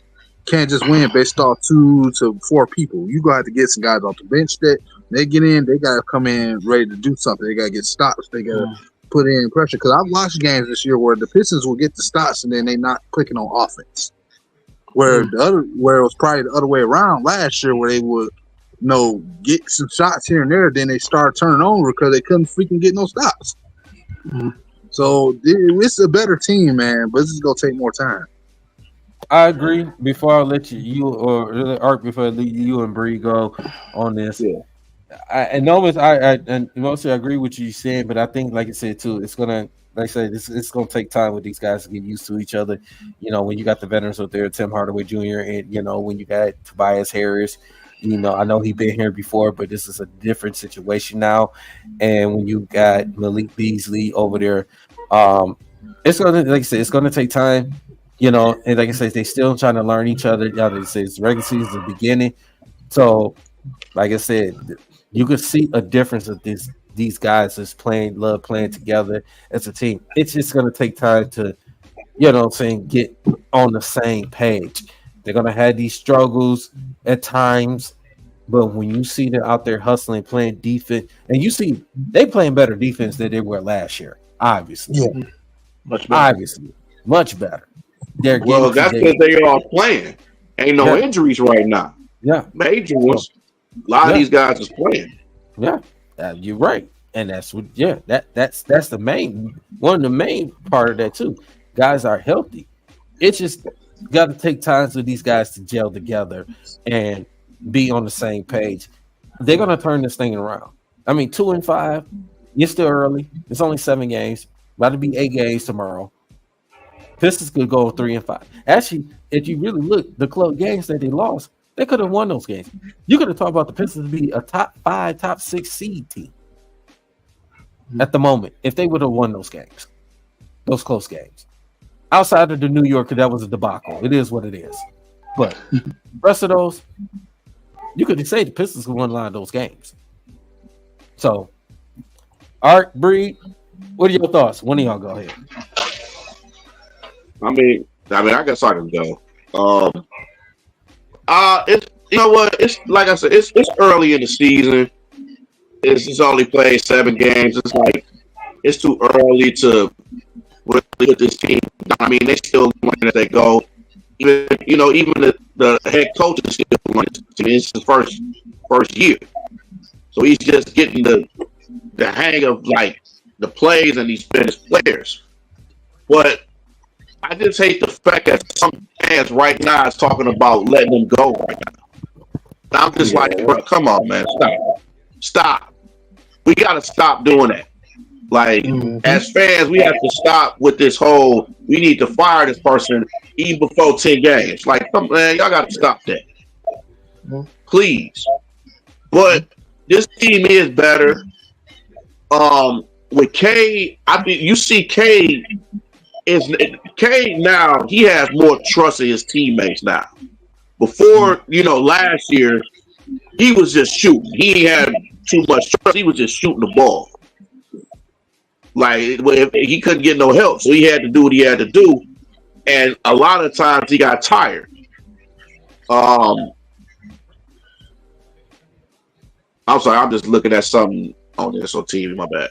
But yeah, man, it's I'm not gonna just go out on a limb just for this team, man. I still got high hopes for this team, man. They young, they gonna make mistakes, but at the same time, how long are we gonna keep using them being young as an excuse? When you be in the league for such a period of time, it has to come to a point where you got to stop using turnovers as an excuse too. You know what I mean? So it comes with it just comes with youth. I mean, a lot of these guys are rookies and they still got to know the team, but I still think they still got a shot at the play-in. Long as they stay healthy. Hopefully, Asar and Clinton will come back, and then we'll see what kind of team we have. I think they still need another center because what's going to happen when Duran and Stewart get into foul trouble? Then it's like, oh man, we got to rely on Paul Reed, and then we got to get somebody else. So that's the downturn of it. But I still got hope for this team. I'm still going to cheer for this team, and I just know with us having Beasley and Hardaway, this team has gotten better, and they add and they got some ferociousness, and they talk trash. So you gotta love that. So and then the team is just picking up on that, and their leadership skills. And Tobias too. I think Tobias has to be more consistent, but I mean that's nothing new. But I do like the improvement of Ivy and Cade, and yeah, I like the improvement of Ivy. I think he's gonna be someone within the most improved player award too. So, but I still got faith in this Piston team, and I think they'll compete for a play-in, man, if they stay healthy, though. I guess it's on me, yeah. I mean, the 2-5. I personally, I'm actually satisfied with that. Looking at the schedule when it first came out, I kind of figured that's probably where they would be. My barometer of success may be a little bit different from everybody else in the sense that can this team win the winnables? And so, for instance, this Brooklyn game, this is a winnable. You know what I'm saying? So they're actually doing that. Last year they weren't even doing that. So I personally am encouraged to see what I've been seeing.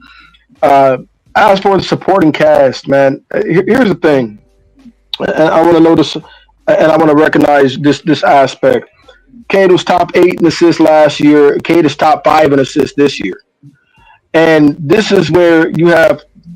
And for me, Cade is taking a jump, and I'm gonna tell you why. Let's say this: if you look at his box score today against Brooklyn, he gave you 19, 6, and 6 on 54% from the field. That right there is an off game for Cade, man. That's an off game for him, and that's still hella efficient, high impact, etc. As for turnovers, brother, all high usage players turn the ball over. Luka Doncic is an MVP candidate and averages 6.3 turnovers a game. Yep. Let that sink in right now. Luka Doncic averages 6 turnovers a game, approaching 7. Nobody's talking about Luka Doncic. Why? It's because Luka has been properly surrounded with talent. And speaking to that, I like what we have, but regardless, number one, we need Asar back. We definitely need Asar back. Right now, we made a lot of hoopla about the big man issue in Detroit. The number one problem in Detroit right now is perimeter defense. Only one starting perimeter player can keep his man in front of him, that is Cade Cunningham. As much as J.I. has improved, and he's become much more consistent offensively, and that's what happens when you have a coach that actually believes in you and doesn't play games. But defensively, Jaden has not improved at all. And I actually mean that. I think I see the same caliber defender that I saw in year 1 or year 2. He tries, and that's never been a point of contention for me with Jaden Ivey. He does try. He was always going to give 100% effort, but fundamentally, he is not a good defender. And so one thing I do notice right now, and it's kind of the point that I made at the beginning of the show before everybody came, DC, is that look at the supporting cast. And piggybacking up with one thing that you said, Breed, with fickle fandom. You know what I'm saying? We love to do this in Detroit. We've talked about this numerous times. When we get stars, but look how we treat stars. And then when the stars leave, we'll say idiotic things like they didn't do that in Detroit. Brother, the Detroit team that they played for was bummy. We're too arrogant to admit that. We're too arrogant to admit that the team Stafford had when he was in here in Detroit were garbage. That the teams Blake Griffin had around him, garbage. He was the only real player on those teams. Andre Drummond was, man, come on, dog. None of that, bro. Reggie Jackson, those guys weren't. Those are role players, man. Those aren't real players. You know what I'm saying, bro? Not move the needle players. You know, so we get guys. Barry Sanders. Who did Barry Sanders have? Scott Mitchell? These aren't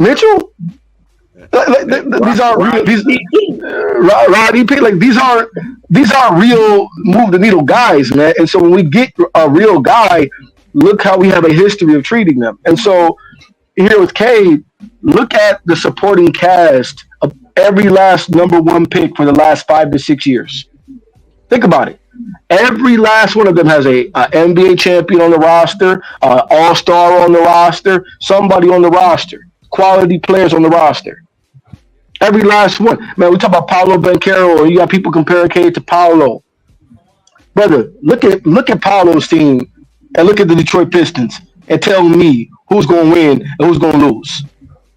Look at that. But you got Franz Wagner. You got Mo Wagner. You got, come on, man. You got Contavious Caldwell Pope. You got possibly the best perimeter defender in the league, Jalen Suggs. You got, brother, you got Anthony Black and Gary Harris coming off the bench, man. Well, Paulo Banchero is going to be out for a while because he had that injury. Yeah, he has an injury. But that's all. That's him being hurt. I'm not talking about that. I'm talking about in the sense that look at his supporting cast. What he's saying though, Bill, is too. Watch if they still perform without Pablo. That's the point. And they will. Well, they struggling now. When they just showing they lost 2 straight without Pablo. Who did they play? They lost 2 straight. To who? They lost. Let's see. I'm gonna look it up right now because they lost yesterday. And you know, I'm about to look it up. I'm about to look it up right now. All right, so while you look that up, hold on. They lost today. Oh, they got blown out by Dallas. Okay, that's Dallas. They got blown out by Dallas. Yeah, Luka got damn near 40 that game, man. An NBA contender, okay, NBA champion contender, okay, with Kyrie Irving and Klay Thompson. And they lost to Cleveland Friday.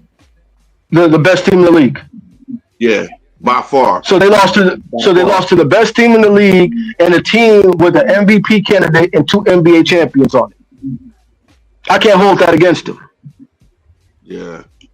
I can't hold that against them. You see, brother, that's what I'm saying. Look at the quality of talent that Cade has in Detroit, bro. These guys are not that good. But that starts with up top. Right. I'm aware. I agree, bro. I agree. I'm not blaming this on the players. Look at the makeup of this team. Now, look, Trajan is in his first year running the show, man. I said it when we talked about these. We had these shows during the off season, man. I like what he did. I do. I still stand by that. He comes in year one with the amount of time that Langdon had to put something together. I think he did very well, man. Got some good shooters. Got a veteran.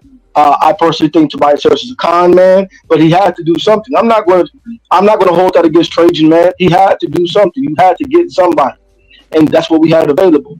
And I 100% believe Trajan in the sense that when he was talking about play, let's look at the draft, right? We get Ron Holland. Trajan Langdon is telling the 100% truth, man, that agents did not want quality draft prospects to come to Detroit. Brother, nobody wants to be here. We have to earn our way back to that. We do, because that's how bad we've been. But as for where the team is now, man, if we're going to make a jump, I really do believe we're going to have to get Cade another guy. And I'm talking about a guy, because what I've seen from defenses this season is that the game plan is still the same. Cade has just become a little bit more efficient with it. That blitz Cade, and we don't care if we lose to Jaden Ivey and his supporting cast. It's still the same thing. Double Cade pick him up full, double him at half court, try to corner him, make a play. And if we lose because Jaden Ivey is hitting wide open threes or Tobias Harris drops 20 and 20 on us, we'll take that. But we're not going to let Cade Cunningham skirt off on us, which he's been doing anyway because the kid is that talented. But, brother, look, we have not gotten him any really quality help, man.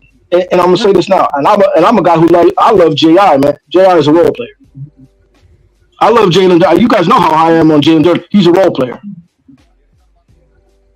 There's no real duo in Detroit, man. Talk about J.I. to do it. No, he's not. J.I. is coming. Let me ask you this, man. Same thing I asked about other players, man. How many teams does Jaden Ivey start for? I think he starts.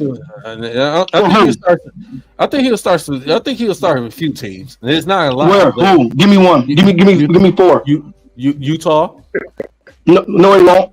Yeah, he will. He will start. No, he's not. Yeah, so you're telling me he's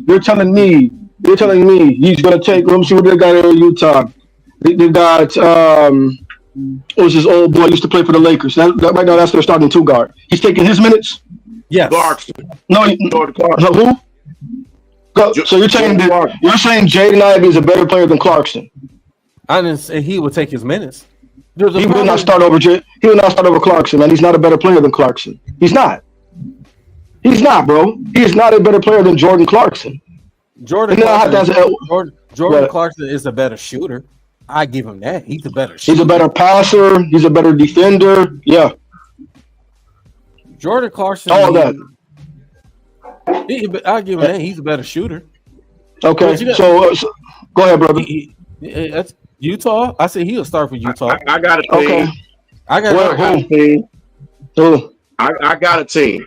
And I think Daryl know where I'm going with this. The Clippers. And this is why I say the Clippers. He's not starting over Norman Powell. Not over Norman Powell. I have him starting over Norman Powell. But Norman Powell just dropped 37 with 3 MD and locked up the team's best defender. Brother, no, he's not starting over Norman Powell, but Ty Lue has what he wants, man. You're not going to play. Go ahead, the reason, and I know about don't even get me started with the Clippers, man. My goodness. Nah. Don't get me started with them, boy. But I love my Clippers. Don't get me started with them. But Ty Lue has the way he likes to play, man. Jaden Ivey, I agree with Bree. He'll start for Norman Powell. He's like you talk about Jaden Ivey's a rope. Norman Powell's a rope, and I love Norman. Exactly, and Norman Powell's a better role player than Jaden Ivey. This season, he's been a better player than Jaden Ivey. Guys, come on, man. And I like J.I., bro. He's not more impactful than Norman Powell. Norman Powell actually has done this in playoff games, man. Yeah, he's a better shooter. Impactful then, yeah, you got a point there. Yeah, I give you that. Yeah, he's not a better player than Norman Powell. Look, let me tell you this right now. Let me show you something. If Norman Powell was starting, if Norman Powell was starting next to Kay Cunningham, they would have a 500 record right now. Because you would still be able to get at least 15 to 16 points out of Norman, and Norman can lock up the best player. But see, you got to look at it, man. Look, it's still early in the season, man. Oh no, look, bro, that's what I'm saying.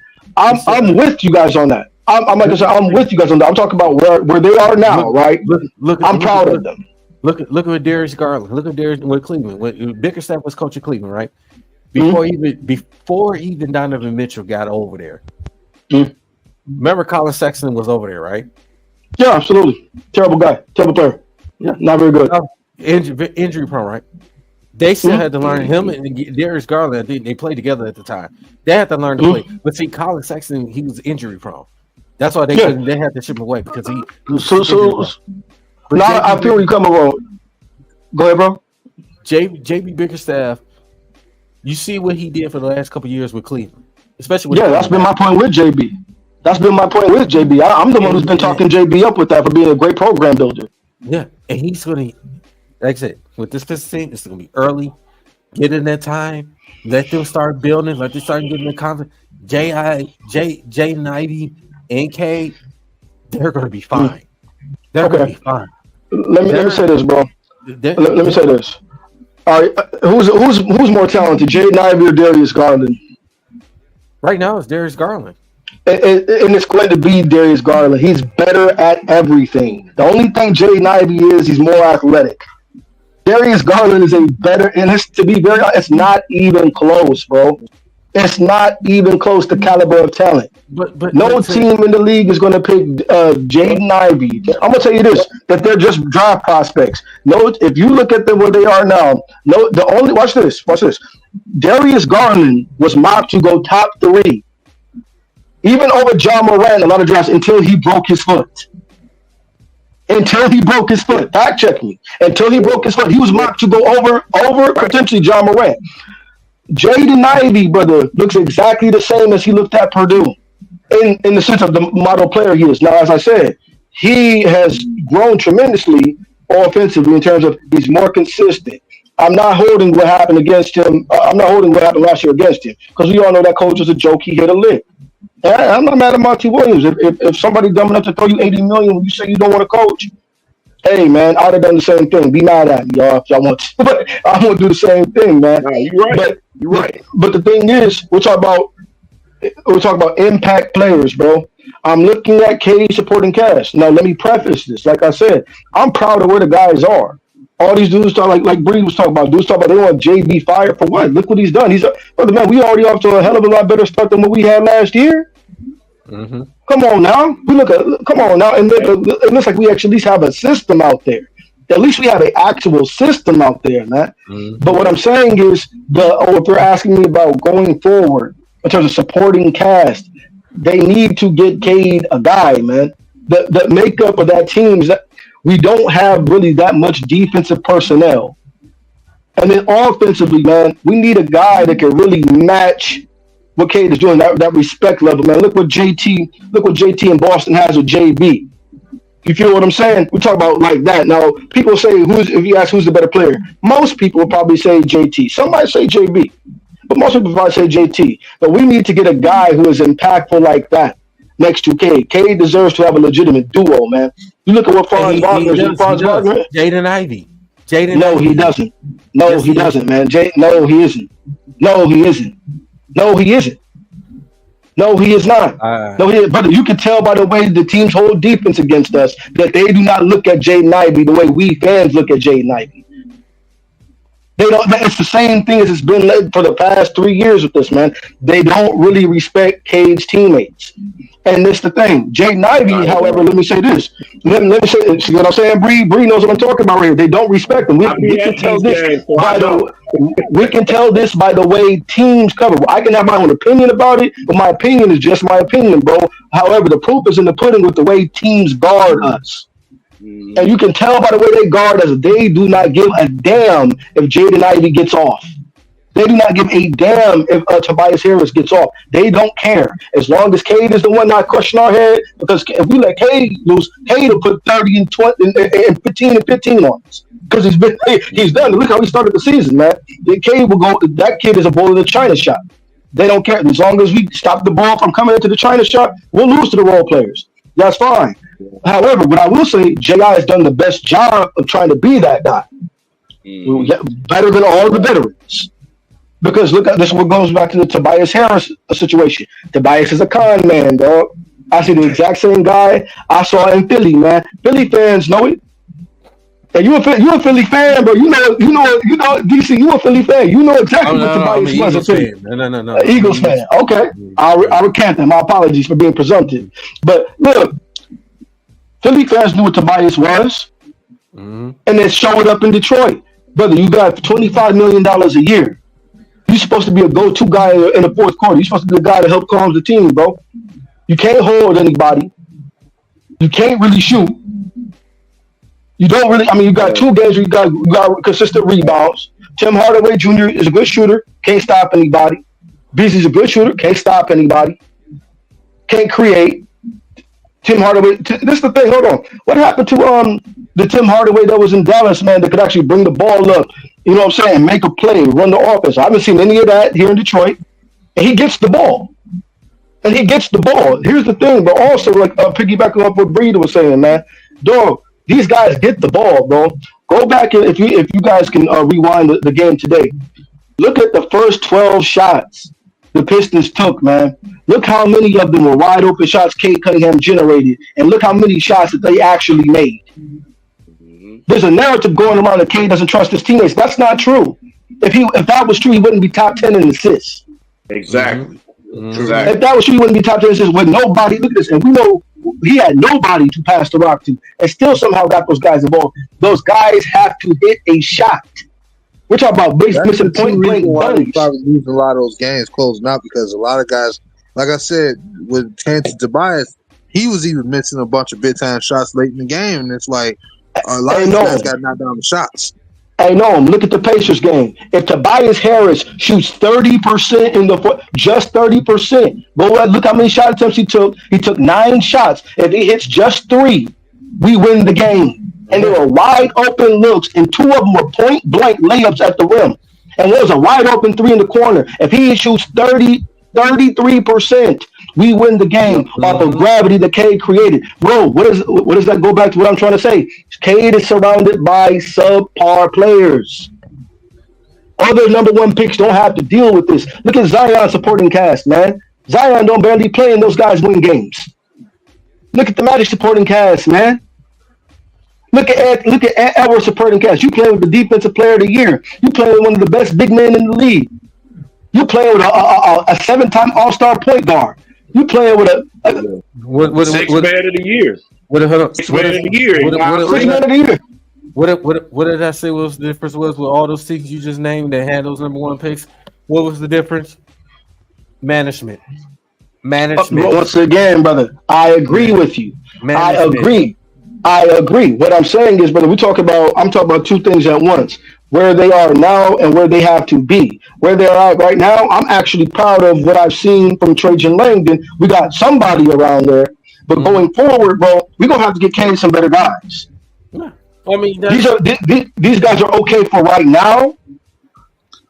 But going forward, we're going to have to get some better guys, man. Right now, we don't have one player. Right now, we do not have one player on the roster who's suiting up that can guard his man and hit a shot. And if we have that, please tell me who that is. It's not named K. Cunningham. Yeah, you're right. I don't mind being wrong. Y'all know that. Okay, if we have that player, who is that player that can lock down their man you know what, though? and get it?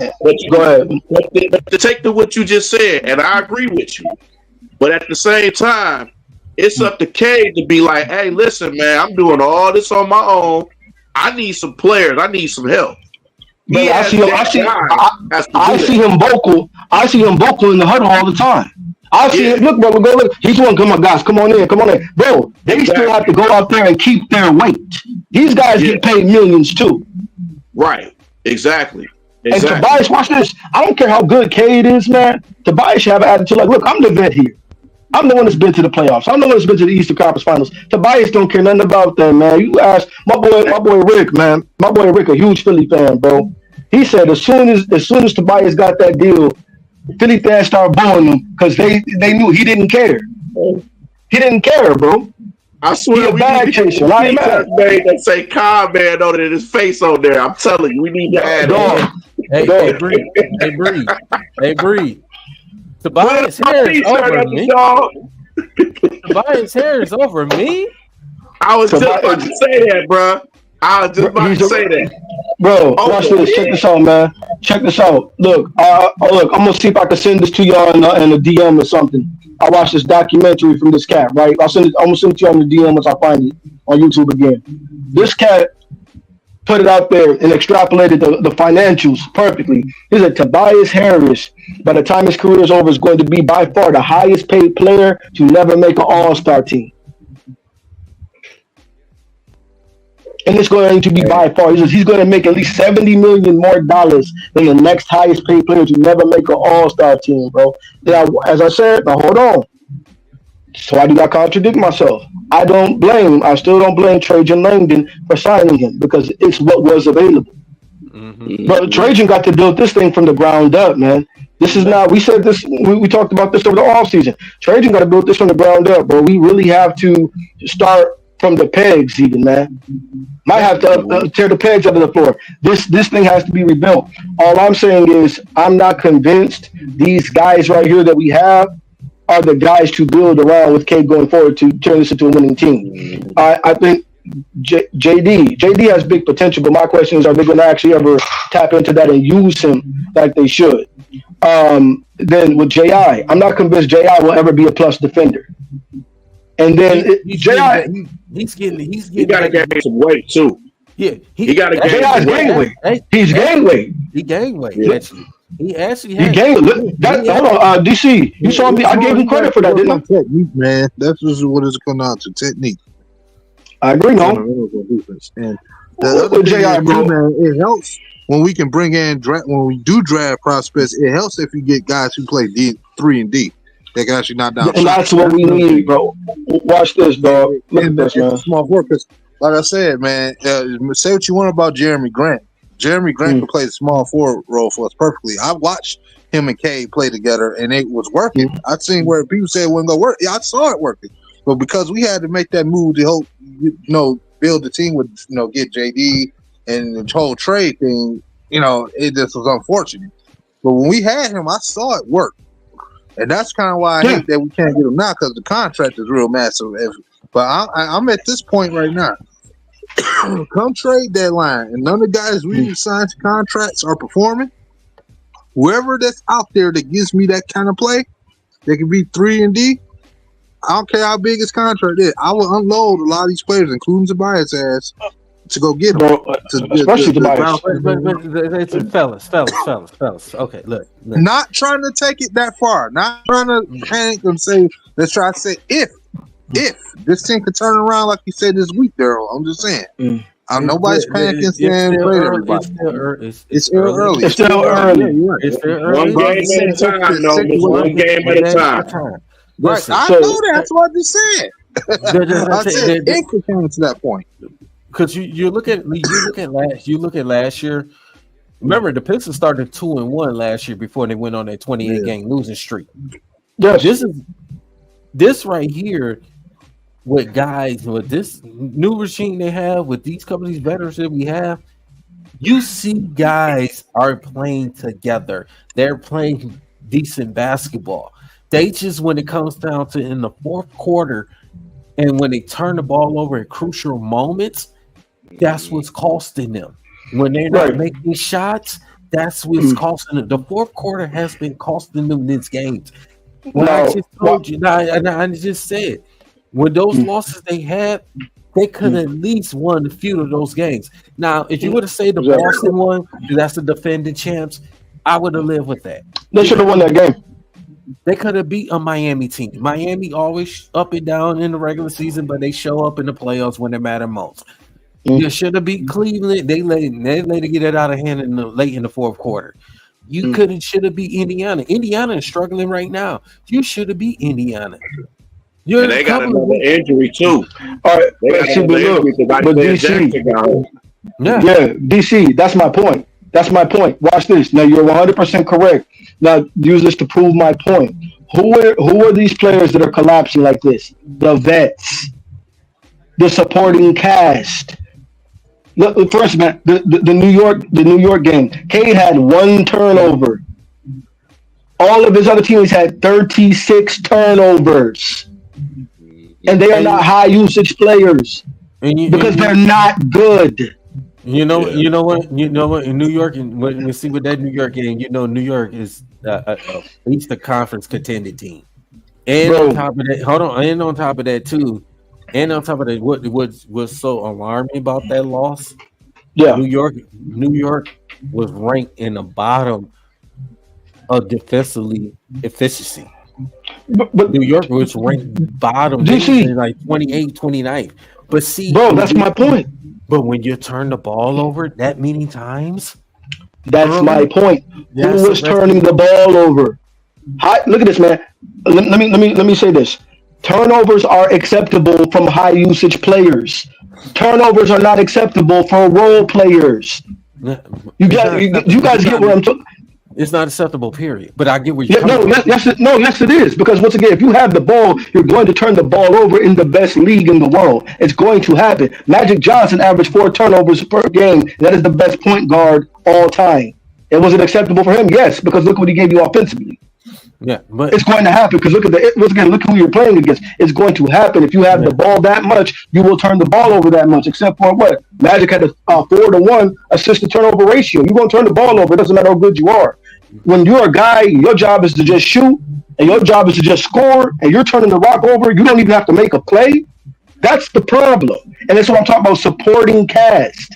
I think the Pistons will be fine. Like I said, it's going to take these guys, especially we got a new regime, got veterans on that sure. team. It's gonna take time. They see the guys, they're playing better. Like I said, it's just coming down to closing games out in the fourth quarter. Just like today, they came back on Brooklyn's not really a good team, but guess what? They came back on Brooklyn and they finished the job. They got the job done. They closed the game out. Sure.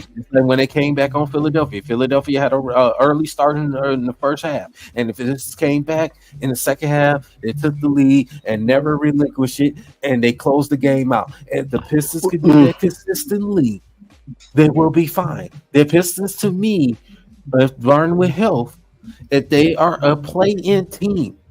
They are a play-in team. They are better than They are better than the Brooklyn Nets. They are better than the Atlanta Hawks. They are better than the Washington Wizards. They are better than a couple other teams. All those are teams that aren't going to be in the play-in anyway, man. We're not a play-in team, bro. We are playing. We're not a play-in team. No, we're not. We are. All right. I'll add this to our bet. I'll add this to our Michigan bet. What am I? What are we going to look? Like I said with Bree, I will mail you your steak if I have to. I'm a man of my word. I'm a man of my word. We're not a boom. We are not a playing team, bro. We're not that good. But we had this same discussion. Please do. We had the same discussion about Marcus Asher. What did I say about Marcus Asher? Not getting any clock because he is not a point guard, and he's not better than any of the veterans that are getting. Who is he? Is he better than Beasley? No. Is he better? Is he better than TSJ? No. And what I say, he's not going to get minutes. What happened? He's not getting minutes. He's not that good. Man, these guys at this point, like a kid out there in the court. So. Not that good. I wish we had like a veteran point guard that's used to playing like Rozier. And that's what we need, bro. We had a veteran point guard. We had Killian. No, I'm kidding. Another dude that's not in the league. Another dude that's not in the league. We had like a DeMar DeRozan at small forward right now would be. We'll be Gucci because we have to respect them. We need another. Look at this, man. I wasn't a big fan of this idea at first. I'm still really not. But I would say this: we'd have a better chance of making the play-in if we got a BI.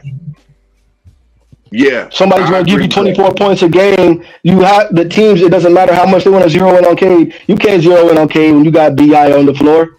You can't do that. That's what we need. What about the one that I said I would take from the Cakers? What's his name? Rui just be another guy standing in the corner, man. What does he do better than Tobias Harris? Yeah, better defender. That's it. Yeah, that's about it. And marginally, he's not that good. Look at his defensive rating, man. He's marginally better defender than Tobias Harris. Right. Roy not even getting much clock in LA right now, man. He's so right. He getting some because he getting some minutes. I say this: if his stock go up, then I think we should consider it. What if his stock go? What? You know what I mean? This like he get more clock and he starts showing that he is playing.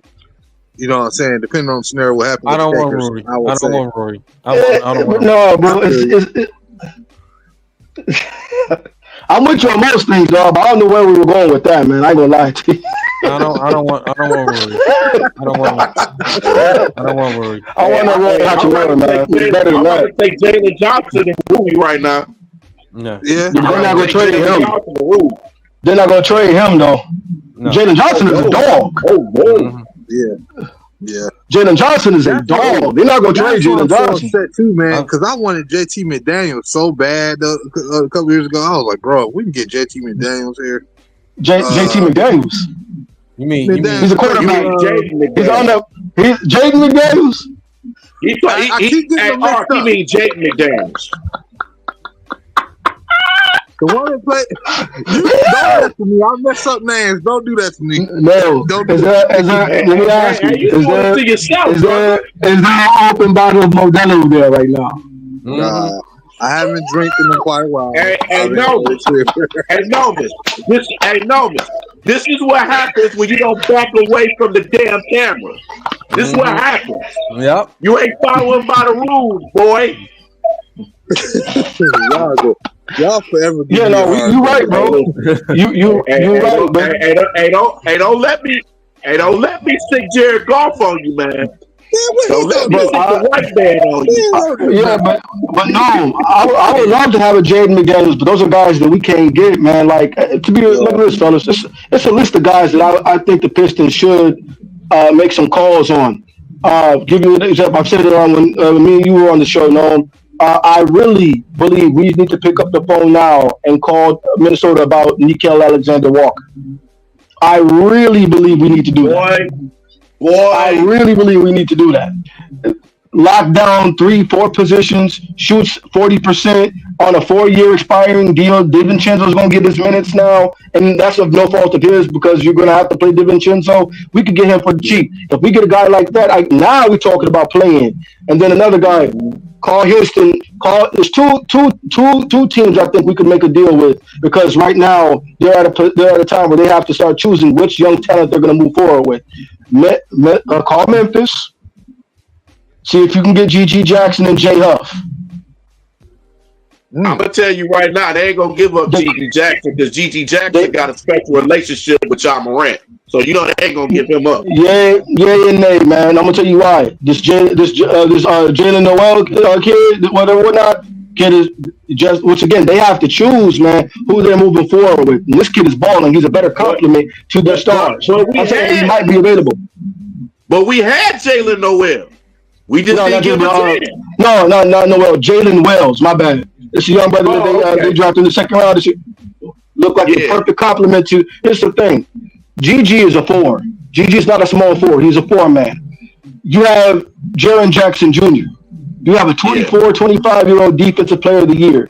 You don't trade that for anything unless the dude is crippled. So GG's never going to start there. He's not a 3. You get what I'm saying, man? Right, I feel you got Jay Huff there, 7'1", can shoot the 3, block shots. We need that, the size and the shooting. Call them up and see if we can get a deal done, man. Now, also Houston, call Houston and see if you can get Jabari Smith Jr. Because right now they're at an impasse. They have to choose Tari Eason or Jabari Smith Jr. And right now Eason is a better complement to Şengün. Hey, you know who I like at Houston, and he don't get that much playing time, and I like his game. I like Jayshawn Tate. I like his game. I like him too. I would see if we can get him in a deal as well. He's a little bit older on the timeline, but I think K needs some guys, man, that can really truly grow with him. That are 3-and-D players. And you feel what I'm saying, man? I would actually make some calls for those players, man, because they should be available. Look, man. Teams don't want to budge off of them instantly. Would understand that. But at the same time, they're not sacred cows. And so I'm saying those are the kinds of guys, B.I., Nickeil Alexander-Walker, Jabari Smith Jr., G.G. Jackson, Jay Huff. Those are the kinds of guys, man, that I would be making calls for if I was Detroit. Because we need some defensive personnel, man. We need some 3-and-D personnel. Right now, we just don't have good defensive players in the rotation. I want you to retro recap. What up, though? Retro, what up? Yeah. Listen, you have made some great valid points, everybody. Yeah. But thank you, sir. I appreciate you. I gotta move on to the next topic on this one, man. We gotta talk college football. Well, let's end the show. Thanks for coming out. God bless you. Good night. How about you, brother? How about you, Retro? Hope all well. Quite sure you living up right now on Twitch out there. I'm doing good, brother. I'm doing good. How you doing, Retro? What up, bro? So, U of L loses to the number 1 team in the country, which you expected. Michigan State. 47-10. What a shame. I think you was up 10-0. A shame. You gave up 47 points unanswered. I have one question, sir. Sir, at the top of the screen, Mr. DC, right? I have one question, Mr. DC. Did they give up 46, or was it taken from them violently? Next question.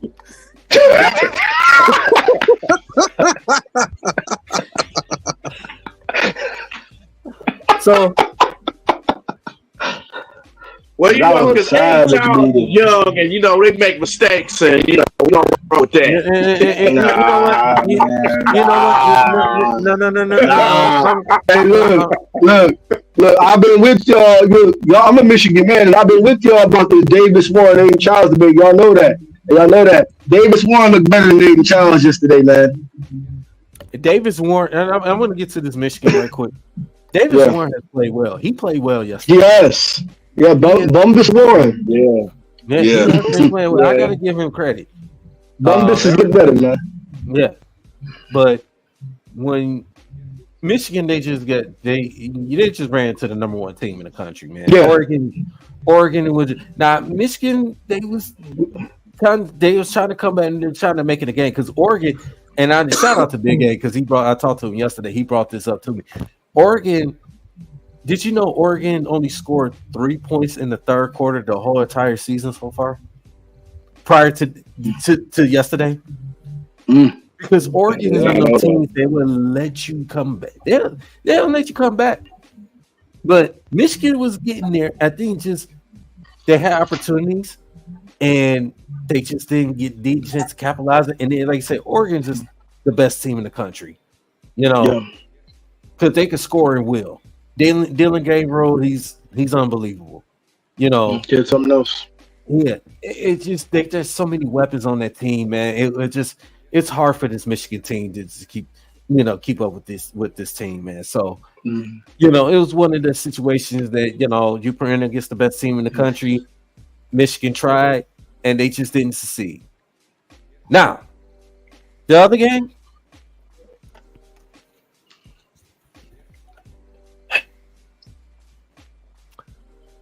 Molly Wop. Michigan State. I mean, you up 10-0. You started off the gate. Aiden Childs threw a touchdown pass, and the Nick Marsh was a hell of a throw, hell of a catch by Nick Marsh. I mean, you thought that Michigan State would come out. They was ready. They was hungry. But nope.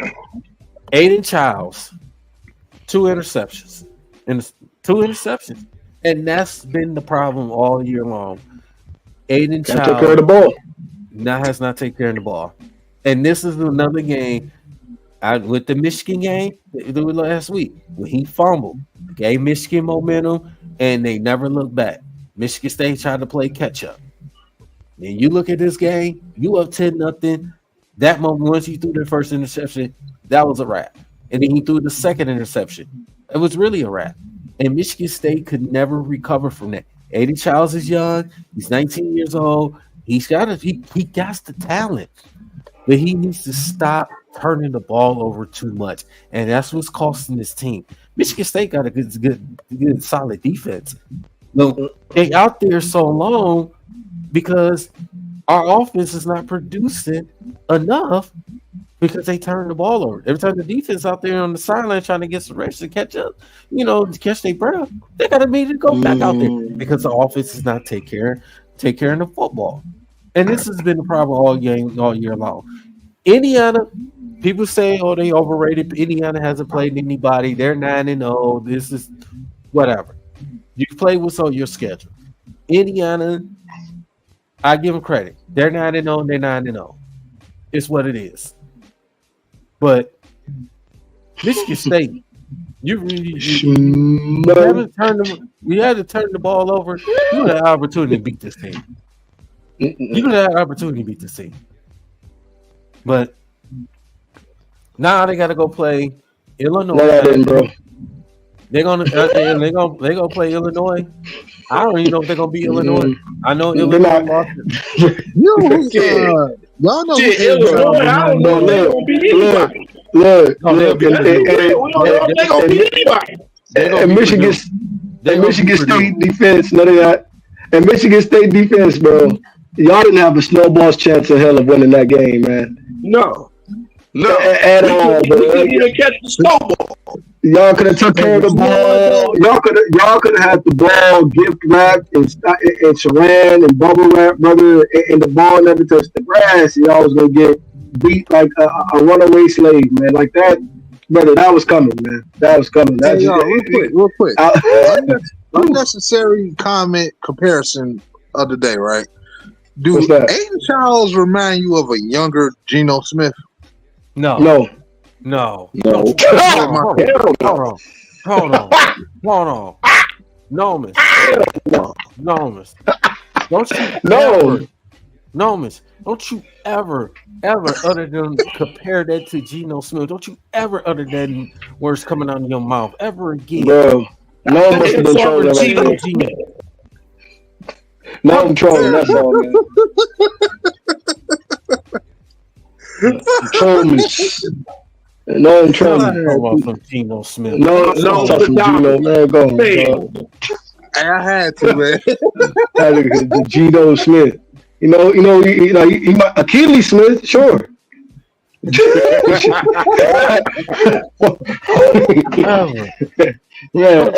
come on, man. Man, no, ain't no way you can compare Aiden Childs no Geno Smith. Aiden Childs has way better talent than Geno Smith. That's just plain and simple.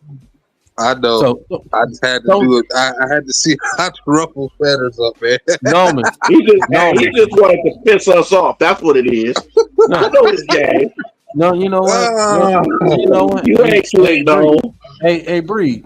All I could do is make one phone call to Dante and had Dante and talk about that story of him running to some walls and stuff. But we don't want to go there. Man, that story nobody ran to the wall. Is that the wall? Is that the same one you told me the wall ran into you? Michigan needs to go ahead and put Alex. Michigan needs to put running back, bro. Bro. No. Wait. We talk about this wall right now. Is that the same one when you said the wall ran into you? Because that's what you told me. Yeah, the wall ran into me, bro. Hey, bro, do me a favor. Put your face back on the camera and say that. Let me see if you can keep the script. No. I don't know what kind of shit you smoking, but I need some of that, bro. I need it. I need that you smoking. I need some of that. You must be on something. I'm coming off. Whatever it is, it's some powerful shit. I'm a man of my category. Hold on. Yeah, you ain't lying. You is a category. Screw you. You is a category. Screw you. Y'all see my face, so good and clear, right? Right. So no. Did the wall run into you? To me. The wall. No, you still cheesy. You still cheesy. Hey, no. Back away. Back away from the camera, but don't back away too much. You might run into a wall, brother. You might run into the wall. Or I might hit you for getting too close to it. Right, exactly. The wall like its space. The wall don't like people violating its space. Hey. Oh, man. Hey, so this, like I said, wall. Yep. Tough losses of both teams, man. Mm-hmm. Michigan, I think y'all playing Indiana coming up next. Yeah, they got Indiana. That's a loss. I don't know. We might be able to beat them. No. We not y'all. Y'all not beating Indiana. We might. No, you won't. We not y'all. Y'all not beating them. We might. Y'all not beating. What's up, Donovan Edwards? We not Michigan. We not Michigan State, man. God. Y'all not. Man. Listen. Can I say? Yeah. Can I say this? Can I go on a Penn State rant right quick, man? You mean State Penn? Yeah. Man, look, man, Michigan State can't talk, bro. Michigan State, man. Breathe. Come on, man. How many felons have come out of Michigan State in the last 5 years, man? Oh yeah, that was last time they played us. And it was I ain't talking about players. We talk about weirdos.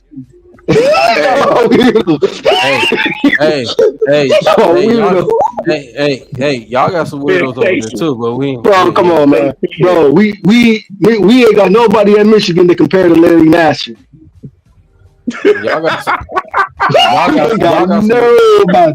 Y'all got some weirdos too, but we ain't gonna go there. You can't forget about Mel Tucker too now. You can't forget about Mel Tucker. No, wait. And Mel Tuck defense, man. Mel got set up.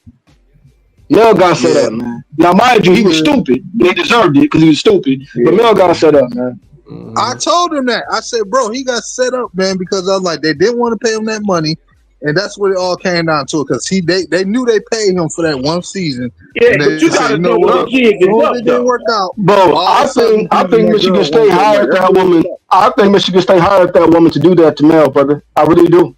They probably did. I do, man. But that's on Mel as a brother, particularly as a brother, man. We got to be smarter than that, man. How many times do we see brothers get caught for cases like this? Yeah. And this woman is going around talking about she's a. Hey, you're married on top of that. Yeah. Go ahead, bro. Yeah, we got to stop falling for the banana in the tailpipe. Man.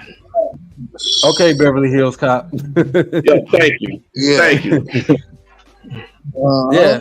But yeah, like I said, those tough losses both teams. Like I said, Michigan, they need another win. They'll be bowl eligible. Michigan State, they still have an opportunity to be bowl eligible. They need 2 wins. Purdue. Oh, they're gonna be done, man. No, we being Purdue. We're being Purdue. Nope. We're being Purdue only got 1 win, bro. Hey, listen. Don't lie. The only ball game we got is the one that's gonna be in Ford Field, whatever the hell that name of that shit is. We're going to a ball game. Lanes? It ain't Quicken Lanes no more. It's something else. Oh wow! They changed it again. That's the Quaker Oats bowl game. Let's go be at the Burger King bowl this year. I think it's similar to that. Y'all gonna be at the Hot Now Bowl. Listen, Michigan State just need 2 wins to be bowl eligible. Michigan State need just 2 wins to be bowl eligible. So they still have. Where y'all got left on your schedule? Where the 2 wins gonna be at? Because we have we got 3 more games left. So we need where the 2 wins gonna be at? Purdue. Shit. That's 1. Shit, y'all lost last time y'all had double-digit win season. y'all lost. After y'all Purdue have a different team then. Man, okay, so that's 1. Who else y'all gonna beat? Rutgers. That's 1. Rutgers. No. Rutgers. Rutgers. Nope. Rutgers not that good, bro. Rutgers is not that good. Hey, better than Michigan State. Hey, neither are we. We ain't that good either. And we can beat. And we can beat Rutgers. We can beat Rutgers. Bro, we can beat Rutgers. Hey, listen. Listen. Y'all look like y'all got 50 Tyson playing quarterback. Y'all ain't beating Rutgers, man. Listen. If we played Mumford and Cass Tech, we would lose against Cass Tech and Mumford, bro. Man, Real talk. I'm just saying. Yeah. I'm just saying. If y'all play Belleville, y'all gonna get ran off the field. Hey. Y'all just worry about. Hey, listen. If we played against Appalachian State, we lose against Appalachian State. Hey, that's Michigan. They actually decent this year. They are. Hey, all I know is that that Michigan, y'all better worry about Indiana. Man, please, bro, y'all lose to Flint CC, man. Come on. Listen. And all the cheerleaders are crackheads. Now, come on. Hey, listen. All I know is Michigan State, they got an opportunity to be a bowl eligible. But they got the opportunity, it will never come to fruition. Oh yeah. Okay. Well, listen. I was gonna give y'all props about y'all. You have an opportunity to beat that school in Columbus. Nah, since you want to talk that mess, y'all ain't got no chance to beat that school in Columbus. We'll take it. Listen, this about to be a first for me because I ain't never done this on this channel. So I would salute a Wolverine today. I'm gonna salute a Wolverine today. I'm gonna give a Wolverine some props. Donovan Edwards. I've been clowning you all year. I met your ass today. You cool as hell. So I'm gonna give you the salute. He is a nice young man. He is a nice young man. Yeah, and your girlfriend fine as hell too. By the way, I'm just saying. Yeah, but you know, yeah. Be careful too, young fella. Yeah. I'm careful. Hey, I'm gonna get. Let me get like a minute. To go. A minute and a half. I need to go on the Penn State. I need to go on the Penn State rant right quick. Oh, okay. Go ahead. Okay. See, Penn State. Yes. How is it, James Franklin? How is it he still have a job? First of all, Penn State. You had opportunities to beat that team in beat that team that's down there in Columbus. That's under us, okay? You have lost. You have not beat that team in Columbus since 2016. So you mean to tell me all these games you had, especially against that team, and that coach, that overrated ass coach of James Franklin, you mean to tell me you haven't been to a Big Ten championship game? You haven't won a Big Ten title. You haven't even won the division title because it's always between either Michigan or that school of Columbus. And you supposed to be that team. And you supposed to be that team that people expect you to be part of Big Ten contention, and you can't get it done. I mean, I'm sitting up here looking bits and pieces of that game, like Penn State. You had opportunities to win this game. You had opportunities to knock them. Get that school of Columbus their second loss already, and that would be 2 Big Ten losses. And you had an opportunity to team for the Big Ten championship game against Oregon, because Oregon's going to be there. James Franklin, I don't know what it is. He don't know if he's, excuse my language, I don't know. He's sucking the athletic director's dick and sucking his balls. I don't know what he's doing. He still keep his goddamn job. I don't know what it is. Hey, D. That ain't James Franklin. That's Keegan Michael Peel. Whatever he's doing. I mean, my goodness. That's Keegan Michael Peel. This man still have a fucking job at that school. I don't know. Is he related to Joe Paterno's family or something? I don't know what it is. Like, how he still have a job? That's beyond me. Listen, Penn State is the most them and that school of Columbus are the most overrated teams in college football. I don't care what anybody say. Penn State, if I was you need to go ahead and revamp that program, because you're a disgrace to that fan base and you're a disgrace to that institution as far as football program. You already don't have a good basketball team. You already don't have you got a good volleyball team. Shout out to the volleyball ladies. You do have that. But other than that, Penn State football team, you might as well just throw y'all season away, because y'all is done. Y'all not doing anything. Stop it. I had to go on the volleyball team come on. You said what? He said, "What time the volleyball team come on?" You gotta check your local listings, man, on Big Ten Network, man. Oh, okay. Oh, okay, cool. Yeah. You got Big Ten Network, Nomas. I hope so. Shit. I just had to go on a little rant about Penn State. So no, you're right, man. You're right. James Franklin is one of the bigger disappointments in the Big Ten, man, and. For a guy to be able to have all those resources and not actually turn that into anything, I agree. Now, for me personally, I definitely stick to my gun saying Ryan Day may be the most overrated coach in the last 2 decades, as far as I'm concerned. But yeah, you're right. James Franklin hasn't done anything with what he's been given, and he needs to go. He needs to go. Yeah. At least Ryan Day. Nah, I'll tell you this now. I think they lose to Michigan this year. They lose to Michigan this year. Oh, he done. He done. If they lost to Penn State, he would have been done. But no. Ryan Day, oh yeah, bro. Look, Ryan Day got to win something this year, man. Ryan Day, I'm gonna tell you this, dog, and clip this too. And once again, I will mail you your steak if I have to. If Ryan Day does not make the college football playoff, man, Ryan Day is fired. Ryan Day is fired. Ryan Day has not done anything since he's been there. I think they lose to Michigan because he lost. He lose to Michigan. He's done. He lost the last 3 times against Michigan. So look at this, bro. I feel you. I agree. I think it's worse in let's say down south than what we give it credit for, man. I think it's worse than what they so seriously because now it's turned into okay, you haven't won the big games, etc. But now, Ryan, what have you won? What has Ryan won? And at this point, man, Ohio State is that brother, man. You're the third highest paid coach in college football, and this has been this way, man. You're not to lose to Michigan for 3 straight years. Watch this, man. Watch this. Oregon joins the Big Ten, right? Now think about this. How many? All right, so USC joined the Big Ten, right? Yep. Okay, who else joined the Big Ten? Texas, did they? Or no? Okay. Texas, UCLA, Oregon. UCLA. Okay, now watch this. Watch this. All these teams come in, right? Barring Texas, get exposed. Here's the thing. Texas not Big Ten, the SEC.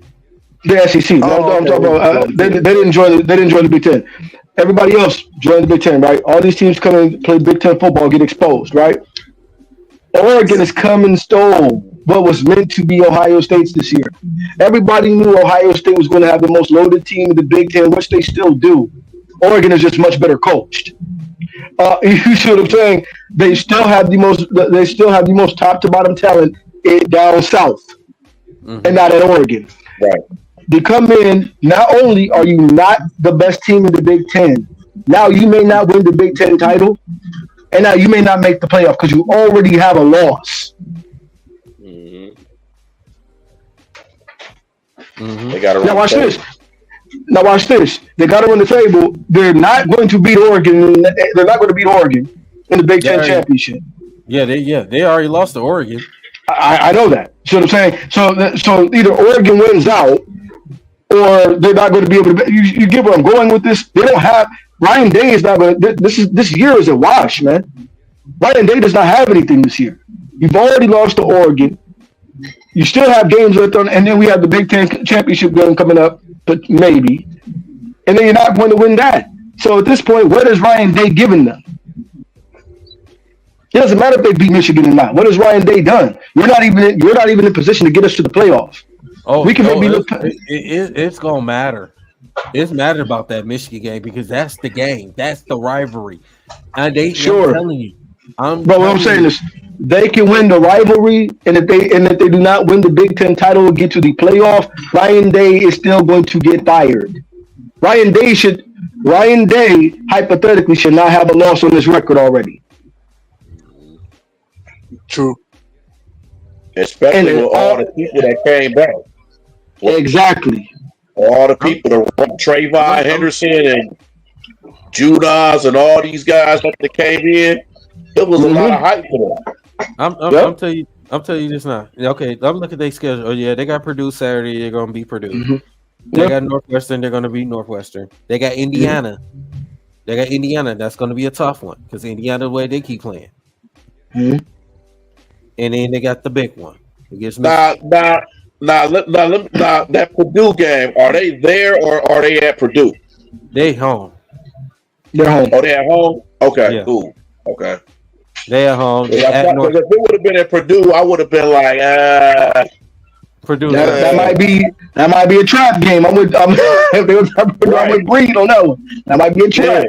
Because that's happened to them once before when they were good. And they went to Purdue. They got their ass whooped. Got toe up, beat bad. They at Northwestern. They at home. They at Northwestern. They at home against Indiana. At home to Michigan. So the next 3 out of 4 games they at home. So you really I mean, like I said, this is my personal opinion. Even though I'd rather see them, whatever, get destroyed, get the box, tear that team up, which they probably not. I'm telling you, it's my personal opinion. If that school of Columbus lose to Michigan for the 4th straight year, Ryan Days might not even see a Big Ten championship. He may as well not even go home, bro.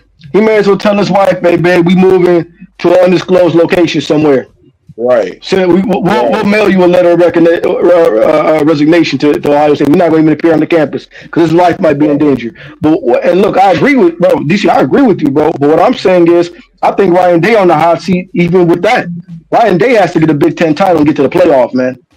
Ryan Day has not produced anything. I think the Michigan law, if he loses to Michigan, will just be a cherry on top. I think his seat is as hot as anybody's in college football, regardless, man. If Ryan Day does not produce a Big Ten title and a trip to the playoff, bro, Ryan Day is gone. That's what I think is a little bit tighter than that even.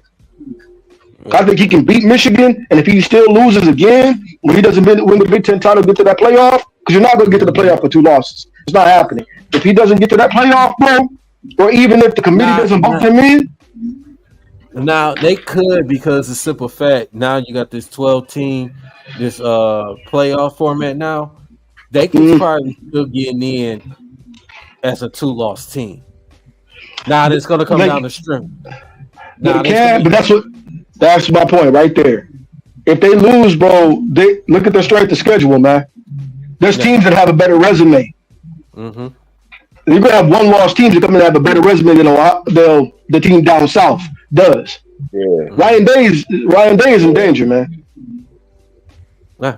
Well, I say this. I think Michigan, and I'm being honest with you, and I told Big A this yesterday. I said Michigan could play the way they play, and they don't turn the ball over. I said they could beat them. I believe they could beat them. I believe they could beat them. I believe they could get in because they that school, Columbus, they don't play good defense. Will Howard's not a good quarterback. Not this year at all. He's not a good quarterback. They just getting away with some wins. They're getting away with some. Just like Penn State. Penn State is overrated. That's it. James Franklin, he shouldn't even have a job. And then, bro, look, that's another thing with Ohio State, man. They really have not had a good quarterback since Stroud. Yep. And then then you let Quinn Ewers go, and you shouldn't have done that. There should have been no type of complication on why Quinn Ewers wasn't going to start there. And then you let him go to Texas. Like, come on, man. Ryan Day's done nothing but botch after botch after botch. Yeah. But let's see. I gotta ask y'all this. It's a fun fact. If it's NFL, so I'm pretty much done with the college. Who would you rather in a race? Who would you rather? Who you think will win in a race? I'm gonna name out the players: Tyreek Hill, Jahmyr Gibbs.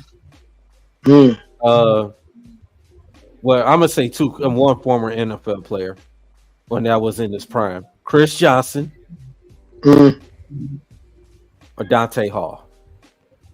Who will win? Those four. Chris Johnson. Chris Johnson. I would say Chris Johnson had Olympic speed, man. Yeah. Bree, who you think? Tyreek Hill. No question. Nomis. I'm going with Johnson.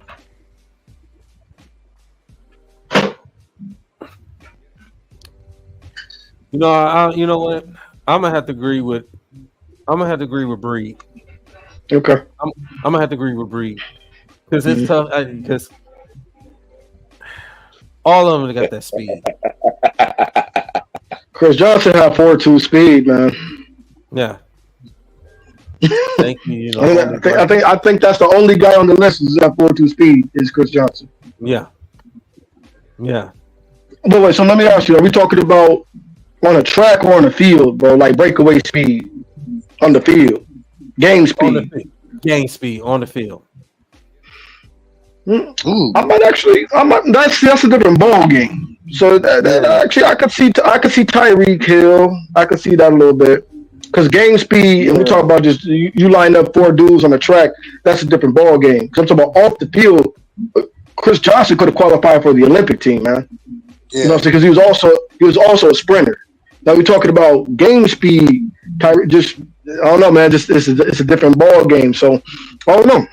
No. I ain't gonna lie. It's times I've seen Tyreek Hill, and I'm like, bro, ain't no way you just shed it between two defenders and shifted up the field like in 2 seconds. Ain't no freaking way.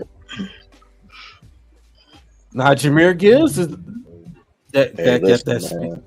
Jameer, I gotta see. Jameer he gotta earn a little bit more. Man. That's my guy, but those guys. I'd rather put J-Mo on that conversation personally because I know watch bro. Watch who? I hate to say it, but I'd rather put J-Mo in that conversation over Gibbs personally. Bro, you see how fast he accelerated? I put Calvin Ridley in that too, bro. Yeah.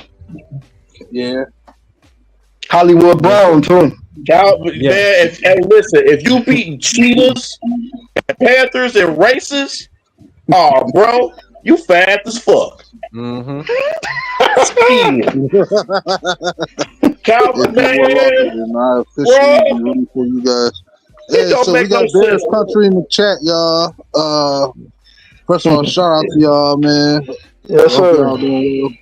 Hey. I know y'all was busted, disgusted, couldn't be trusted about that Hail Mary when it happened to y'all last week. Oh, man. Oh, and speaking of that, too, that they corner, the one that was taunting and that batted that ball, and they put that Hail Mary. Steven. Yeah. Speaking of him, did you know in one of the practices, I guess one of the coaches told him he was going to be starting, and he left. Yeah, about to recap, we said that. Mm-hmm. Yep. So, he left practice because he found out he wasn't supposed to start this game they were supposed to play today against the Cardinals. He left practice because the coaches told him that he was not going to be starting this week. Not only you fucked up, that you talking to the fans. Wow. And then you gave up that you tapped the ball to Noah Brown for that Hail Mary for that touchdown. And then you got upset because you and your coaches that said you wasn't starting. These guys are too immature, man. Hey, yo, wait a minute. Speaking of which, not to jump off the subject, did I hear that Anthony Richardson really asked to come out the game because he was sleepy? Yeah, he was tired. Yeah. Wait a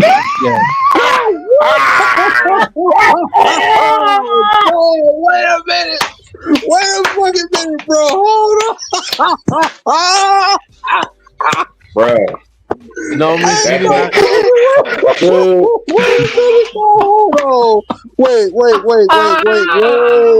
I know I'm not living. Man, hold on. Wait a second. He better not do no more autograph signings down here no more, man, because I'm going to get his head. Bro, I grew up watching Michael Vick. I grew up a little bit. I saw some McNabb at times. I even seen the very tapes of freaking Randall Cunningham. I've seen White quarterback. You telling me this young 20-something-year-old kid really went to the sideline on 3rd and fucking goal and said, I can't do it. I'm tired. You know what? I'm done, man. It's show over, dog. Show over. Hey, you know what, man? You know what, though, man? No, you know what that remind me of, man? I don't know if y'all remember this, but that kind of remind me of this boxer dude, and he came into the ring, and they started to fight, and that motherfucker ran right out that bitch and went right to the locker room. You talking about when that big man fought F.A. Ajagba? I know what you're talking about. You talking about when he saw F.A. Ajagba win and walk right on out. Look, that's a different ball game because that was a guy. Look, so as a fighter myself, man, when we get a journeyman or what we name the bum in there to be a showcase fight, man. The bum know he in there to get beat up, bro. He came in as big 6'6", cut diesel F.A. Ajagba was like, nah, bro, all right, the check I'm getting ain't worth what this dude about to do to me. I walked out. This right here is bro. Look, if I can speak to that real quick, man. And as much as I want to laugh, let me compose myself real quick, because as much as I want to laugh about what I just heard, this isn't funny, man. And I'm gonna tell you why. This young brother, it's hard enough, man. That we know this is as black men that are older than this young man. It's hard enough to get recognition at that position in the NFL as a black man as it is. Right. And then you go in doing foolish, idiotic things like that. It's the same way, man, with these guys in the NBA that don't want to play. And this pains me to say this, bro, but we don't see white players doing this. No, we don't. We don't. We don't see white players doing this. We don't see Asian players or Hispanic players, any of the Islander players like Sewell, the Samoans, anything. We don't see this happening. It's only these brothers are out here having these goofball type antics, man. Young fella, if you watch it, man, get it together, dog. You are one of the less than 1% of people blessed to be able to have this opportunity to not only set yourself up, but your family up for life. To be at the big stage. This is a privilege, man. It's not a right. It's not a right, dog. It's a privilege, brother. And then everything is galvanized by hard work, man. You talking about you too tired to... none of us on this panel can go to our job, talk about we too tired to do our job, man. And we're not making millions of dollars. Right.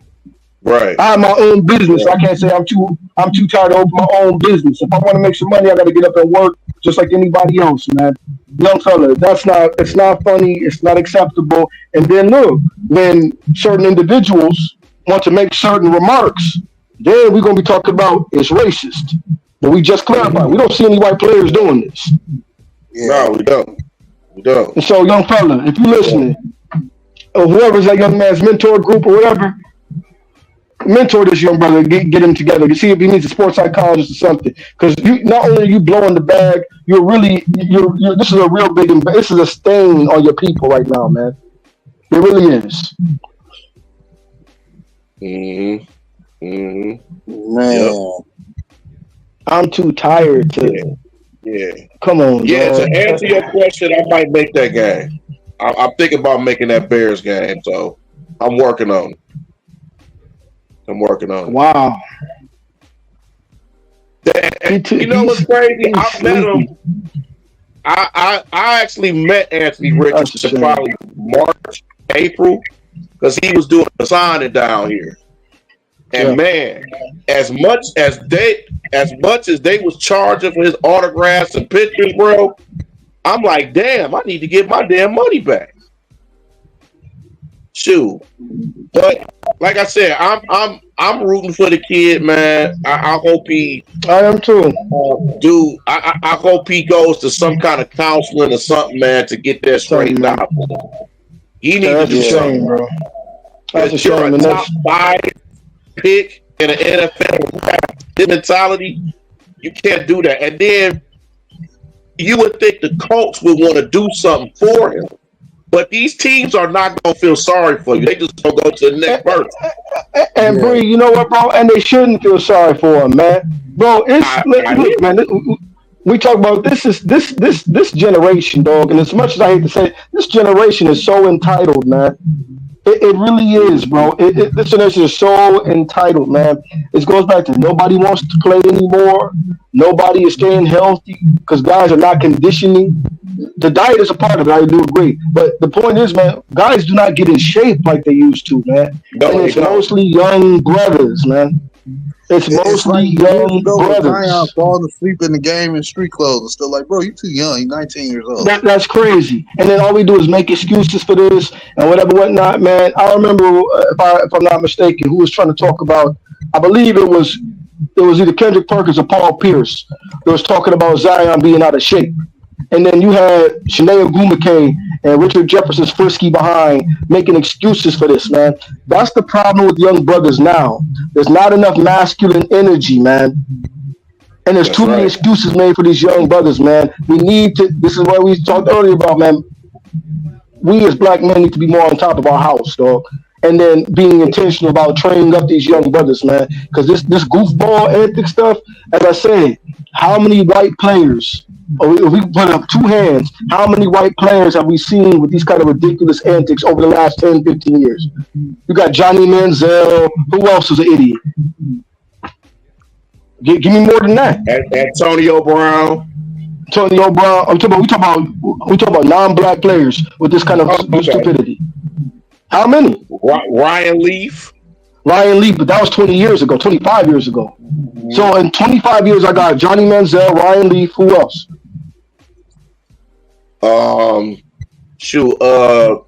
What's Romanowski? Because he did some crazy stuff. Bill. Yep. Bill grew up. Bill, so 3.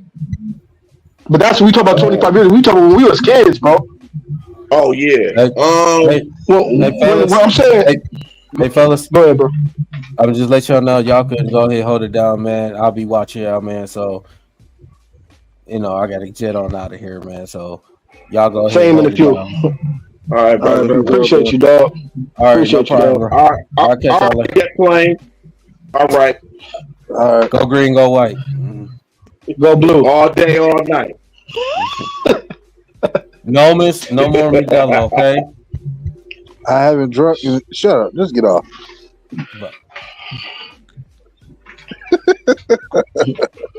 But yeah, bro. Like this is what I'm saying, man. This is my concern, man, because we're seeing this happen with too many young brothers. And look at Joel Embiid.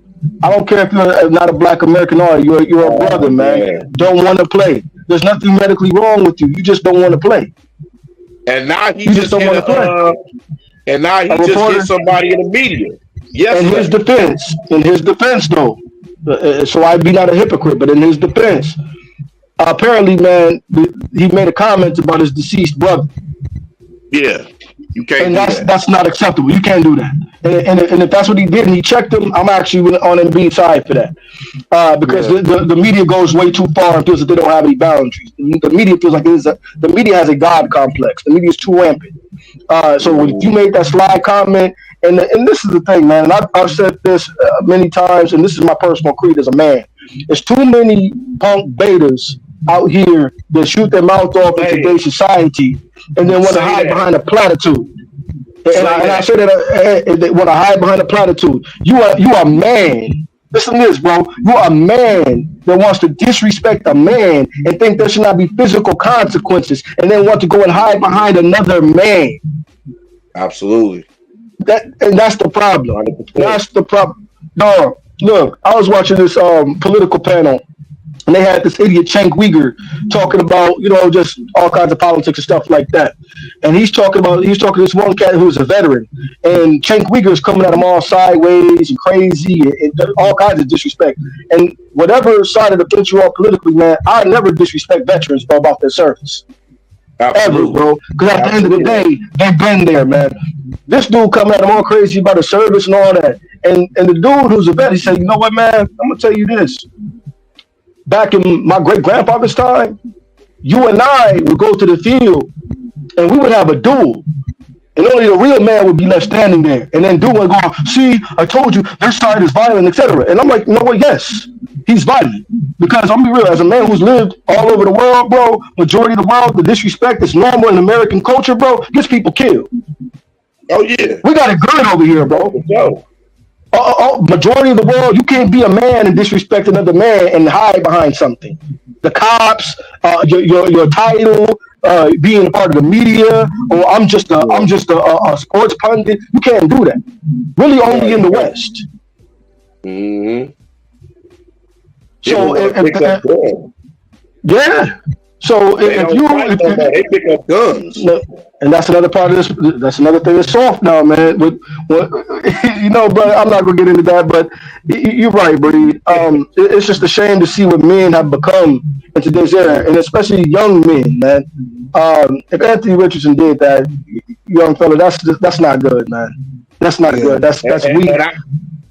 And I hate to say this, man, and I know, and I hate to say it, but.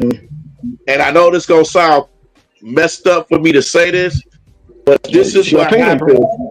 But this is what happens when things are run in a single mother parent home.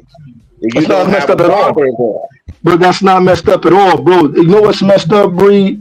It's messed up that we feel that it's messed up to say that because it's the truth. You're right.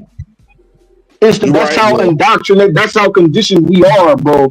That's how beta perception has become. That's how effeminate perception has become to where we don't want to speak like men because we're afraid it's going to offend somebody, man. If it's the truth, it's the truth. Yeah. That's If why I it's the say truth, all it's the the time, truth. man. It comes down to a point where everybody, regardless if you're man or woman, you got to look yourself in the mirror and claim to your responsibilities, and nobody wants to Period. own up to that responsibility. If you can't handle the responsibility of being an adult and say, I F up, I got to do better, then we all, it's just going to keep, going down the barrel to it's going to happen every generation. Nobody takes Point blank. responsibility. But here's but the look, problem, though. go ahead, But bro. here's the problem. That doesn't defy to with women. That doesn't go for women. That goes for guys. Guys are known we mess up all the time and all that. I understand that, but if we all adults, regardless if it's man or woman, you are still meant to be responsible, both men and women. Well, And women I have agree, to no. too, just as much as men. I agree. But watch this, though, man. Let me say this. The backbone of any real society is its men. Anywhere, brother. And so, when you, bro, look at this, man. I don't know what anybody's spiritual belief system is, man, but I'm a man of the scriptures, man. What we see here in America is, go read Isaiah chapter 3. That's America right now. And when we have our next show, this is just an open challenge. If y'all get some time, bro, between work or whatever, just go read Isaiah chapter 3. And then read Romans 1. And what you're going to find, just those. That's it. One has 26 verses, the other one has 32. I'm going to tell you two things that both have in common. Okay? Both are illustrating super ancient history and ancient history. The fall of Israel, roughly almost 5,000 years ago. The fall of Rome, roughly 2,000 years ago. And if you find out each different society's deterioration is based on the same thing, no matter the culture, it's because they became hyper effeminized. You'll see this when the prophet Isaiah is illustrating it. And you'll see this in Romans when Paul is illustrating it. You see what I'm saying? And both are going to have the same situation, to where it takes almost to the mid to last part of each chapter to say anything having to do with the woman. What it's going to do is first illustrate the deterioration of strong men that lead to women becoming bold and brazen and whorish. Both, because that's what's happened now.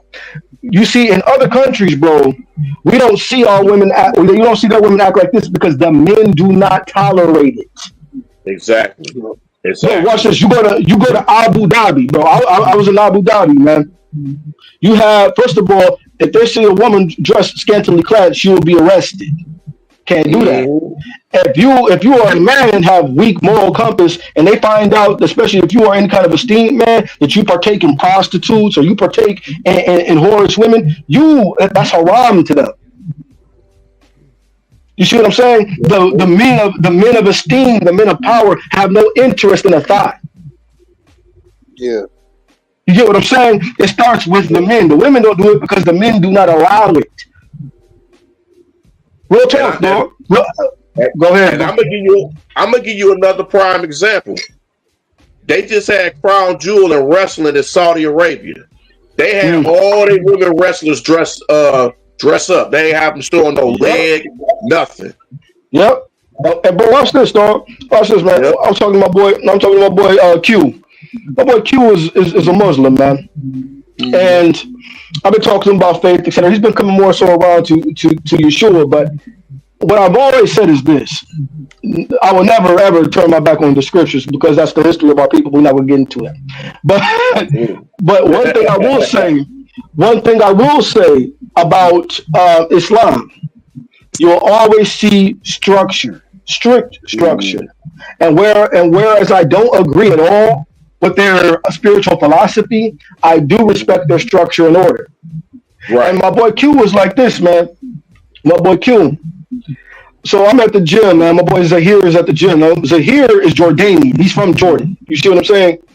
He was talking about his wife is also Jordanian, right? His parents, this is a grown man, would not allow him to marry an American woman. But the structure there is so thick. Here, we'll think about this, man. Here, we'll say, well, he's a grown man. He can make his own decisions. But they don't do that over there. It's not about just you. It's about the family. Whether you a man or a woman, you are not allowed to besmirch or embarrass the family. And if you do, they will wash their hands of you. Here, we think we have a moral high horse, bro, because we don't do certain things, man. The certain things we don't do is reflective of not having an actual culture, no standards. You can just do what you want, and it's still, man. If they find out you a deadbeat dad, you got a baby, and have not married a woman where he's from, that man can be executed. And they find out you sit up there coming back to your father with a baby in your belly, talking about either A, abortion, or B, you don't know who the father is, man. And we'll think that, oh, bro, what they're doing, that's brutal. Oh, they can't do that. Well, brother, let me say this. Who are we as a nation to talk about anybody's morals? We got abortion clinics, lines around the corner, single parent households, young women growing up. A lot of these, bro, I sit up there and see a lot of these young women now. A lot of these young women are gay. A lot of these young men are gay. Yep. And because why? No emphasis. There's no real male leadership. And it's got to the point where it's taboo to talk about male leadership, bro. That is how a society crumbles. And you go over there where they at, they don't have that, bro. So who are we to talk down on them about human rights or morals? Over here, we kill children. Over here, our women are uncovered. Over here, our men are effeminate. You don't see any of that over there. Then we have to tell a lie. I tell another lie to mask the fact that we become weak over here and say, well, there's nothing wrong with those things. And then here's the issue. I don't have any problem with the world saying that, because my master, Yeshua HaMashiach, tells me the world will say that. But most of these people you find regurgitating that foolishness are in the church. Yep. That's right. That's straight hypocrites in the church that stand for nothing. Yep. And that's why the women do that. But you go to these, bro, particularly black churches, bro, you know what we talking about, dog. You said the scripture tells you very, very plain and clear about order of the church, man. You go into black church, bro. I told some of my colleagues about this. You'll see anomalies that you will never find in any other church but the black church, man. I asked some of my friends one time, I'm like, hey, so watch this, fellas. Have y'all ever been to a church, man, that has a mother's board? Yeah, right. Watch this, bro. You won't find that in the white church. You won't find that in a Hispanic church. You won't find it in the Asian church. You won't find that is something strictly preserved for the black church because we worship the woman. That's right. That's right. You're right. You're right. They allow everybody over here. Oh yeah, we worship the woman. The mother's board telling the pastor what to do. The mother's board talking crazy to the deacons. The mother's board thinks she can usurp authority over the bishop. The Bible says that it's not so. And that's something you will only see in the black church. And I hate to say this though, but some of these preachers is sleeping around with these women up in the church. Oh, we are. Watch this, bro. We had one Bree when we was over here. Are you familiar with the Grand Rapids area, bro? Yeah, very.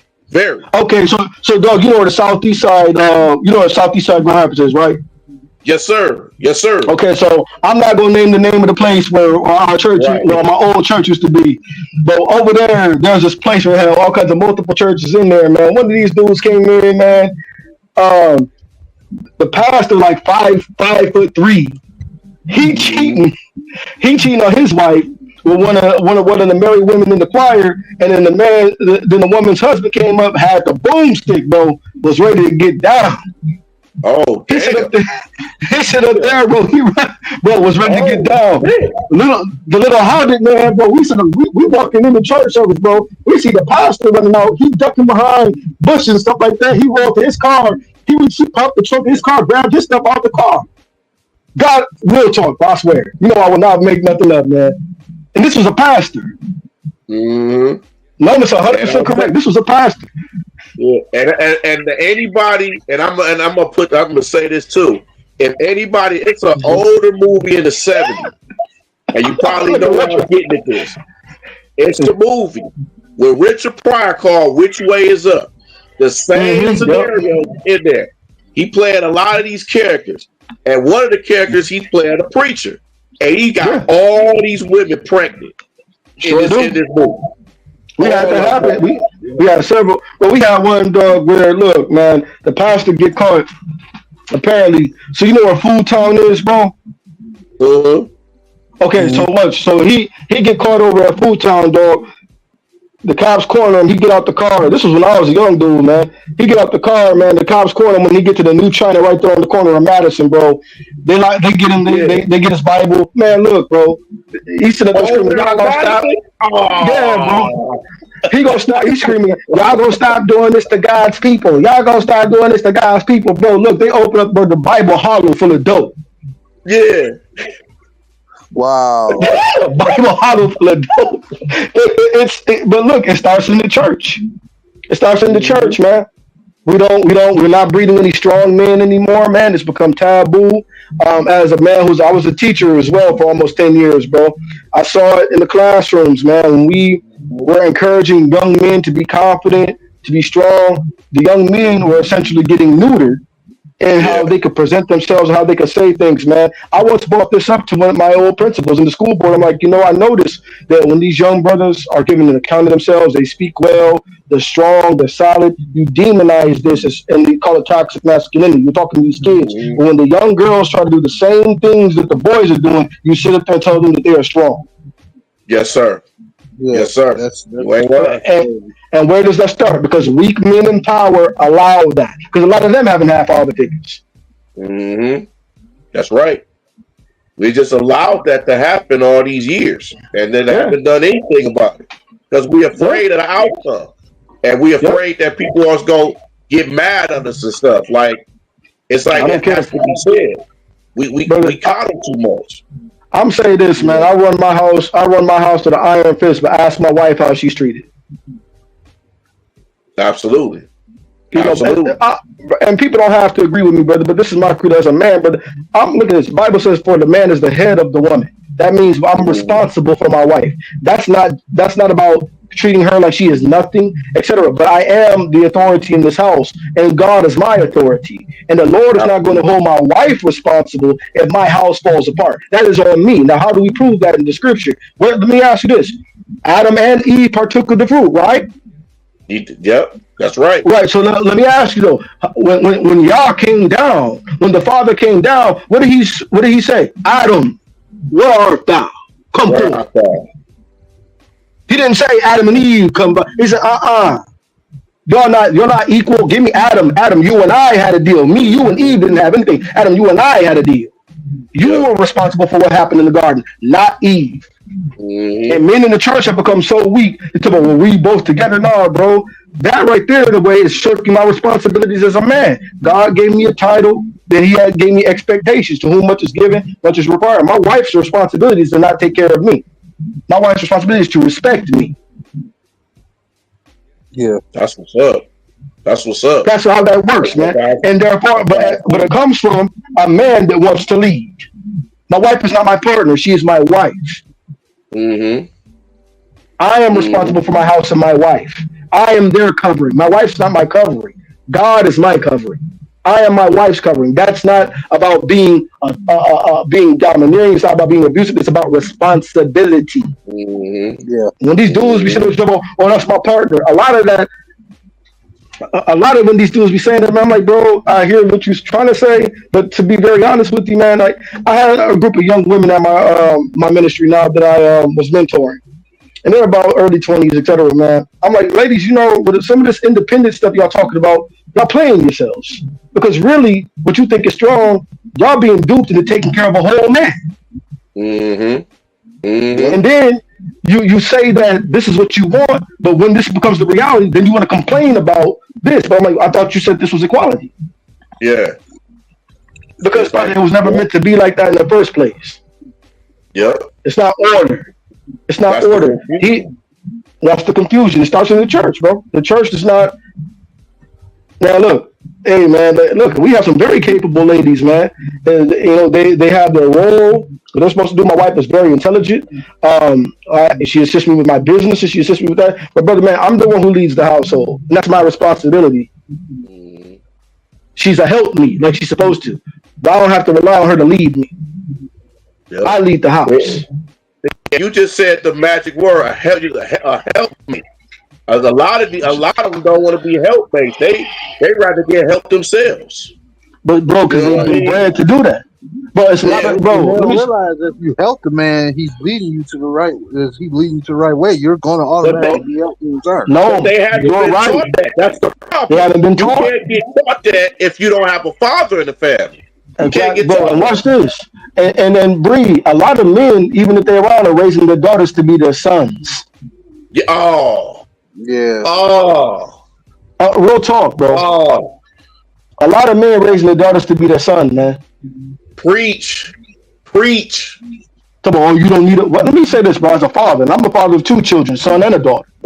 Brother, I would never tell my son you don't need a wife, and tell my daughter you don't need a husband. That's ridiculous. Scripture says, "Be fruitful and multiply." A man leaveth his mother and father, cleaveth unto his wife. Go ahead and get.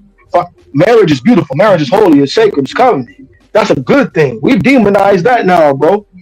Yeah. They don't necessarily need to be. Why not? And then, bro, hold on. This is a big one, dog. I'm talking about, well, they too young to get married.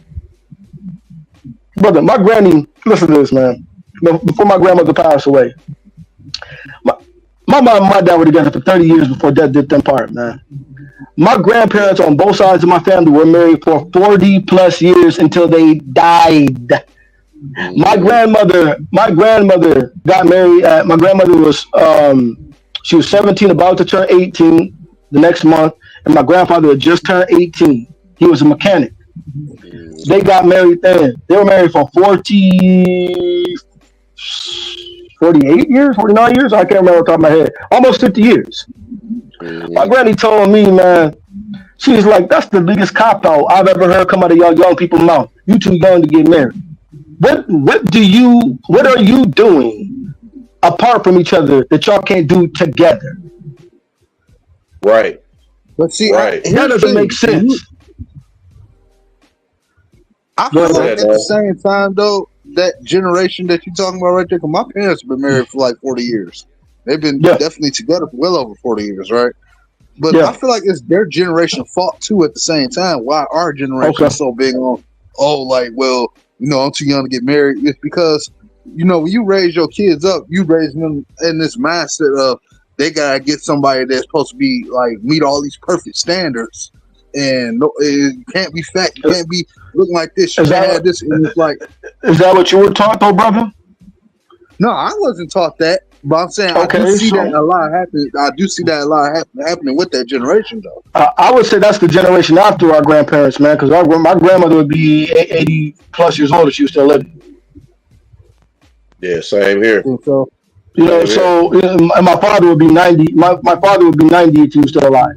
My dad. I was born. My dad was 55 years old, man. Though I feel where you're coming from, man. But to be very honest with you, Noam, I agree with you and I disagree. I agree in the sense that I do believe there's a level of failure from passing things to generation, but I also agree there's a level of failure to listen. Yeah. I also agree there's a level of failure to listen because, bro, like this, dog, I made bad choices in my life that had nothing to do with my parents. I've seen my bros and family that made bad choices. And I don't say mistakes. I mean exactly what I said. Bad choices. I knew better, but still did the opposite. And I had to reap the consequences of those things. That wasn't because Moses and Gwendolyn Robinson did not teach me correctly. It's because Ed Robinson did what he wanted to do. Yes, sir. And I see that often. Just like you see a lot of, you talk about how we see our ladies acting like now, man. For instance, bro, I see a lot of young women, man, just out here. Friends that I grew up with, right, dog? Dad was solid. Dad was like a dad to us, man. Like a good friend of my father. All this, but one thing that I had the pleasure of seeing, there was a lot of strong black men around my hood, man. You know what I'm saying? I'm talking about real solid brothers, man. Yeah. She got 2 kids, no husband. Another one got, bro, look at this. I saw one. So I recently got a new position. And at my old job, I was a case manager there. I saw a young woman, and she was doing security, and she looked really familiar, bro. I was like, God is knowing this girl. Let's talk. I'm like, man, where do I know this girl from? And my boys, because a lot of my boys work there that I grew up with. You know what I'm saying? And I'm like, where do I know her from? And then it dawned on me. I'm like, that's old girl I used to carpool when I was in elementary school with. Either my dad would drop us all. Yeah, my dad would drop us all off, or her dad would drop us all off. Right? Real solid, very spiritual family. Dad was an A1 solid dude. My father was an A1 solid dude, and we talk about strong men, men's men, no bullcrap men, right? Bro, she got 4 kids. Damn. By different dads.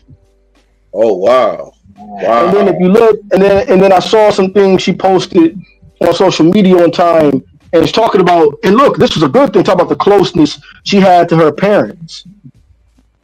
So what does that tell you? She did what she wanted to do as an adult.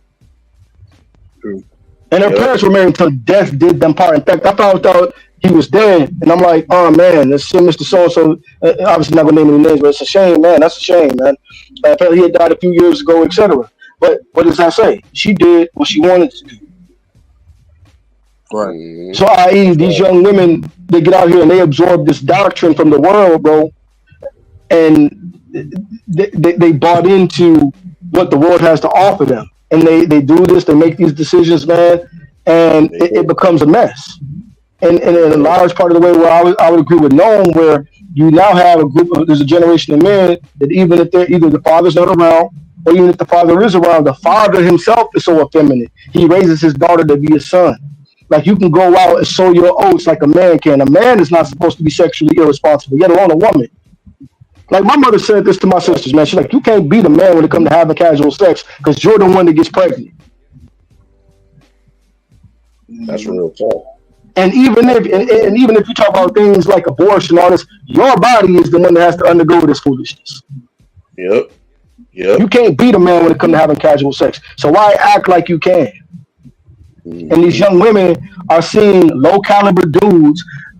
A large part of it is, bro, our daughters get trained to believe that doing whatever they want to with what's between their legs is liberating. I had to talk to one of my nieces. I'm like, so you mean to tell me a loser with no job, no whip, no bread, no aspirations, no work ethic, getting a hold of what's supposed to be the most sacred thing God gave you, being your body, is liberating? Baby girl, he's the one that screwed you. You didn't screw him. You can tell by the way you anatomically made. You have no apparatus in which to screw a man. And if you are, he probably really ain't a man. If you know what I'm saying. He low-key want another man if you can do that to a man. So therefore, and it's like this was mind-blowing for her because I know she has not been given good information. That's the power of J-Bone. I'll tell you. Well, y'all, I gotta say this has been one hell of a loaded conversation that I've enjoyed. We have definitely been on here for over 3 hours.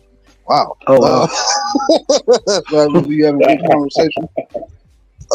As we know, DC1 is kicked out. First of all, let me say this. If y'all haven't had a chance to subscribe to D313XP and follow us on Facebook as well, on our YouTube, please do so. Man, it don't take you but a second to look on your phone, your computer, just say, and then hit that bell right next to it. It would be kindly, duly appreciated, man. We really care about providing this content for y'all. As y'all see, we are very, very, very versatile. Yes, sir. It can hit you in any moment. You may learn something. You may learn that I get walls rampant to me sometimes. You may learn a lot from this brother that's down here below me. As you can see, this is why I love having him on the panel. You might learn from the guy who likes to throw bobbleheads at you all the time. And again, a wall might hit me, not me hitting the wall. But other than that, back it away from the I want to get to final thoughts, man. Let's start off with Breed, man. Well, yeah, man. So congratulations to the Lions and the Pistons for the victories and everything. And also, man, anybody that watched Crown Jewel, see what happened with WWE, the UFC event that happened over the weekend, the boxing event I went to yesterday. Who'd you watch fight, bro? It was a guy I follow, man, Cameron Pankey. Oh, okay, Cam. Okay. Yeah, I went to his fight. Then they had a main event fight, which man, it was something. Unfortunately, it ended in the first round because, man, this one guy hit with some power. and he beat this guy 3 straight rounds. I mean, 3 straight knockouts. I'm trying to remember the dude's name because I think it was Arabic, and he beat this black guy. Because I actually talked to the brother after the fight too, man. But he got a lot of credentials in Michigan, so I'm gonna pass his name around, man. But he was real cool. He accepted the fact that he was beating everything. So he's a class act guy, man. Much respect. Yeah. But everything with that, I had a lot of stuff going on over the weekend, man. But definitely for the winners and losers are there.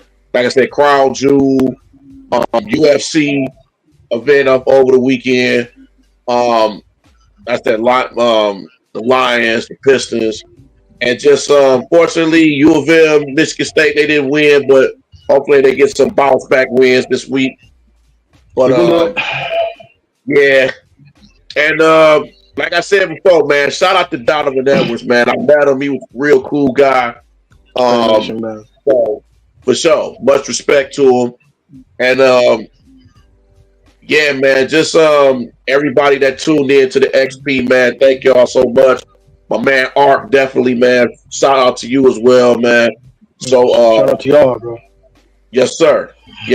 But yeah, man, I just leave y'all with this, man. If y'all every day, just live every day like it's your last, man. That's all I can say. Just live every day like your last, because you never know what's gonna happen.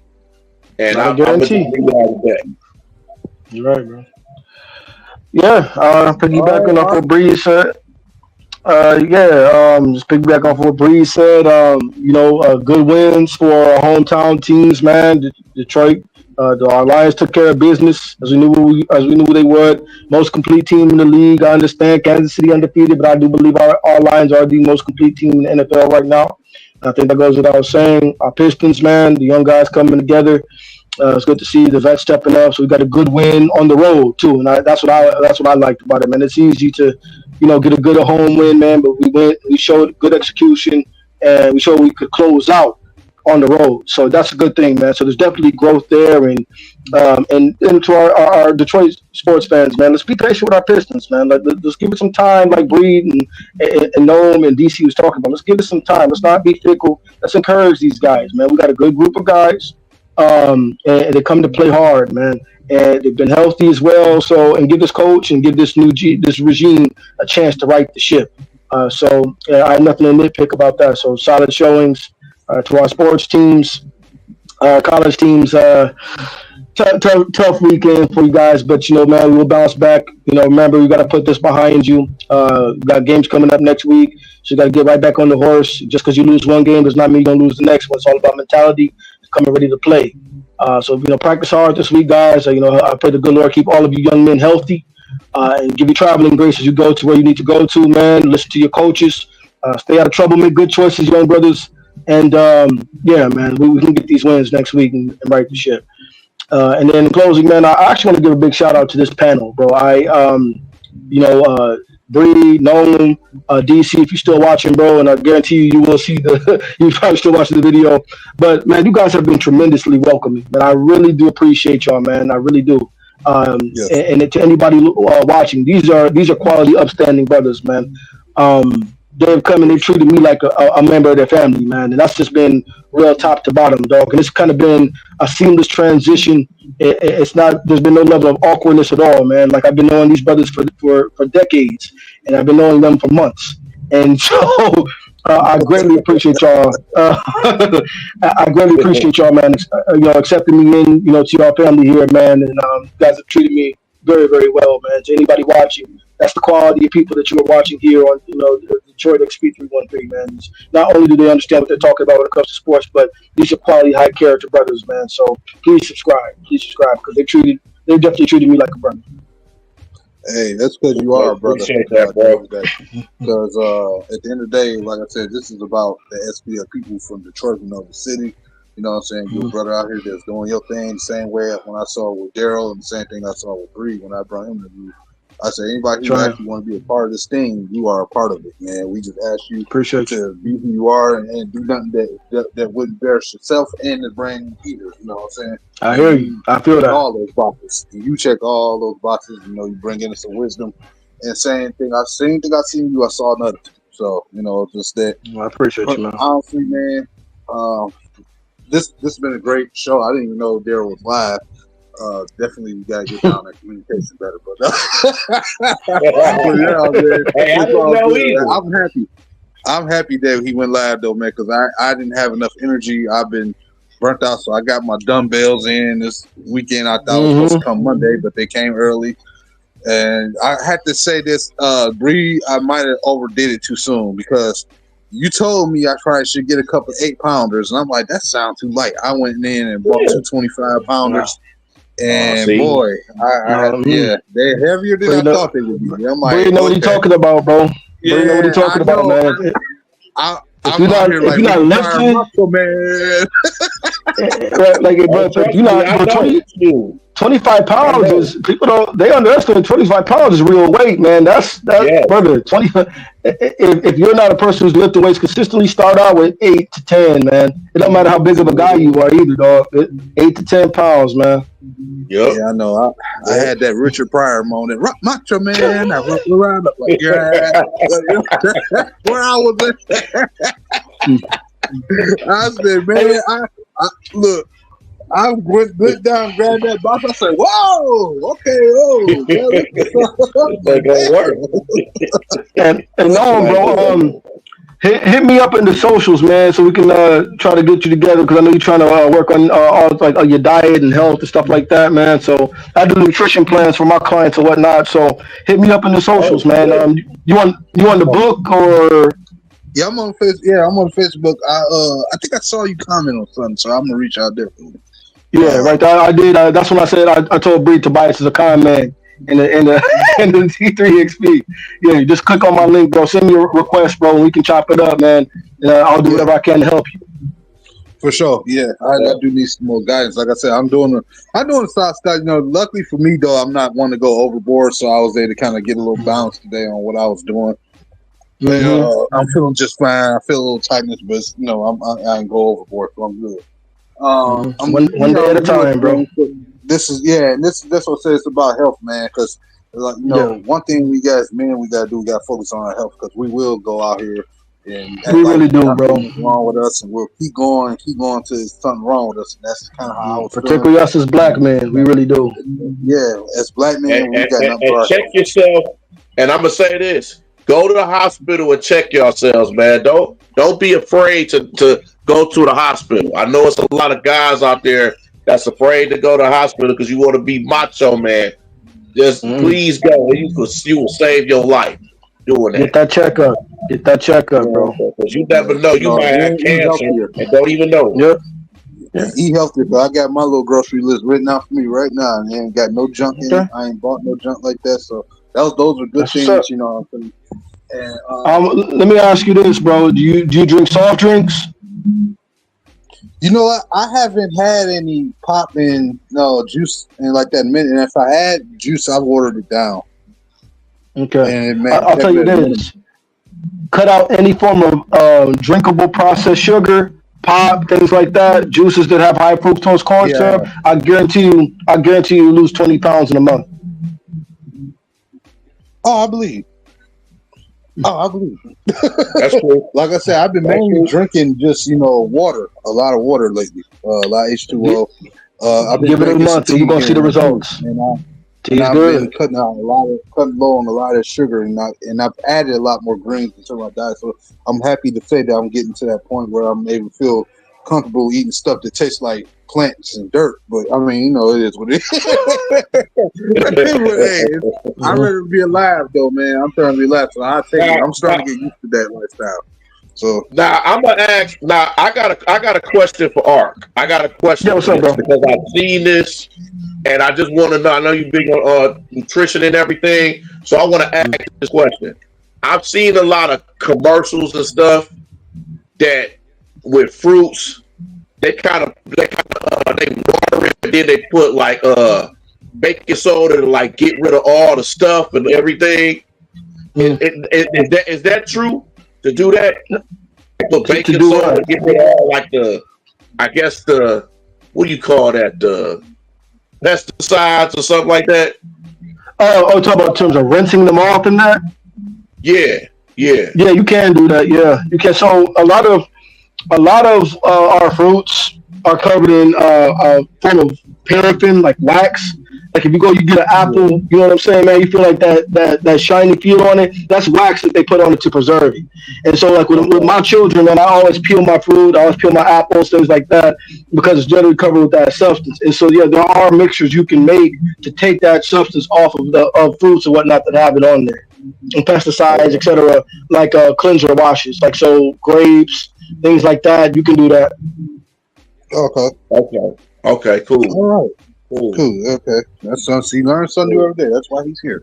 I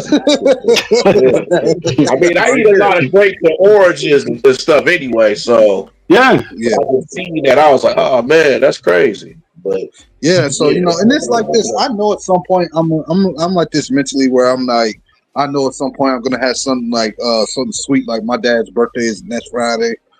Happy birthday, man! Yeah, man. My dad will be. I think he'll be 67 or 60.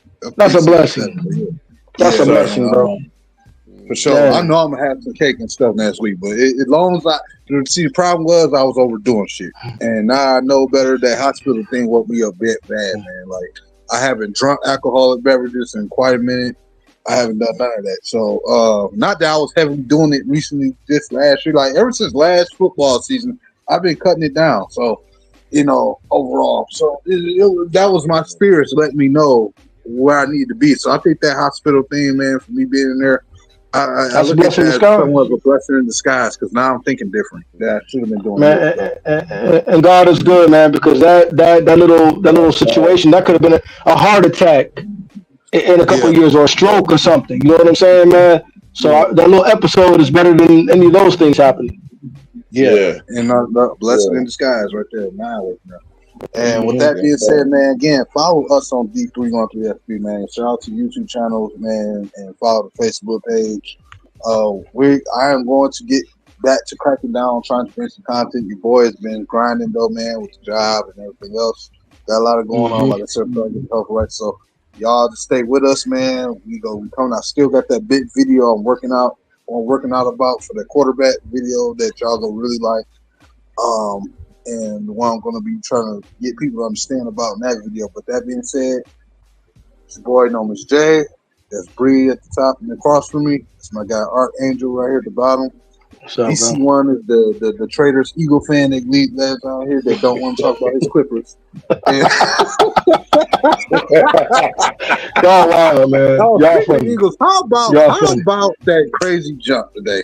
Anyway, man, Saquon.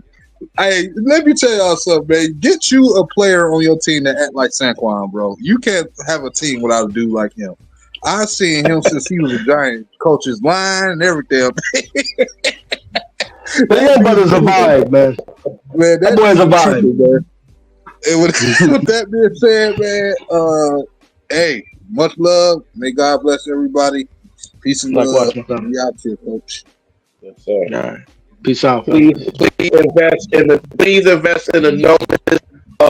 Cheez-Its and Modelo campaign. Real soon. Cash up in the comment section. Oh my God.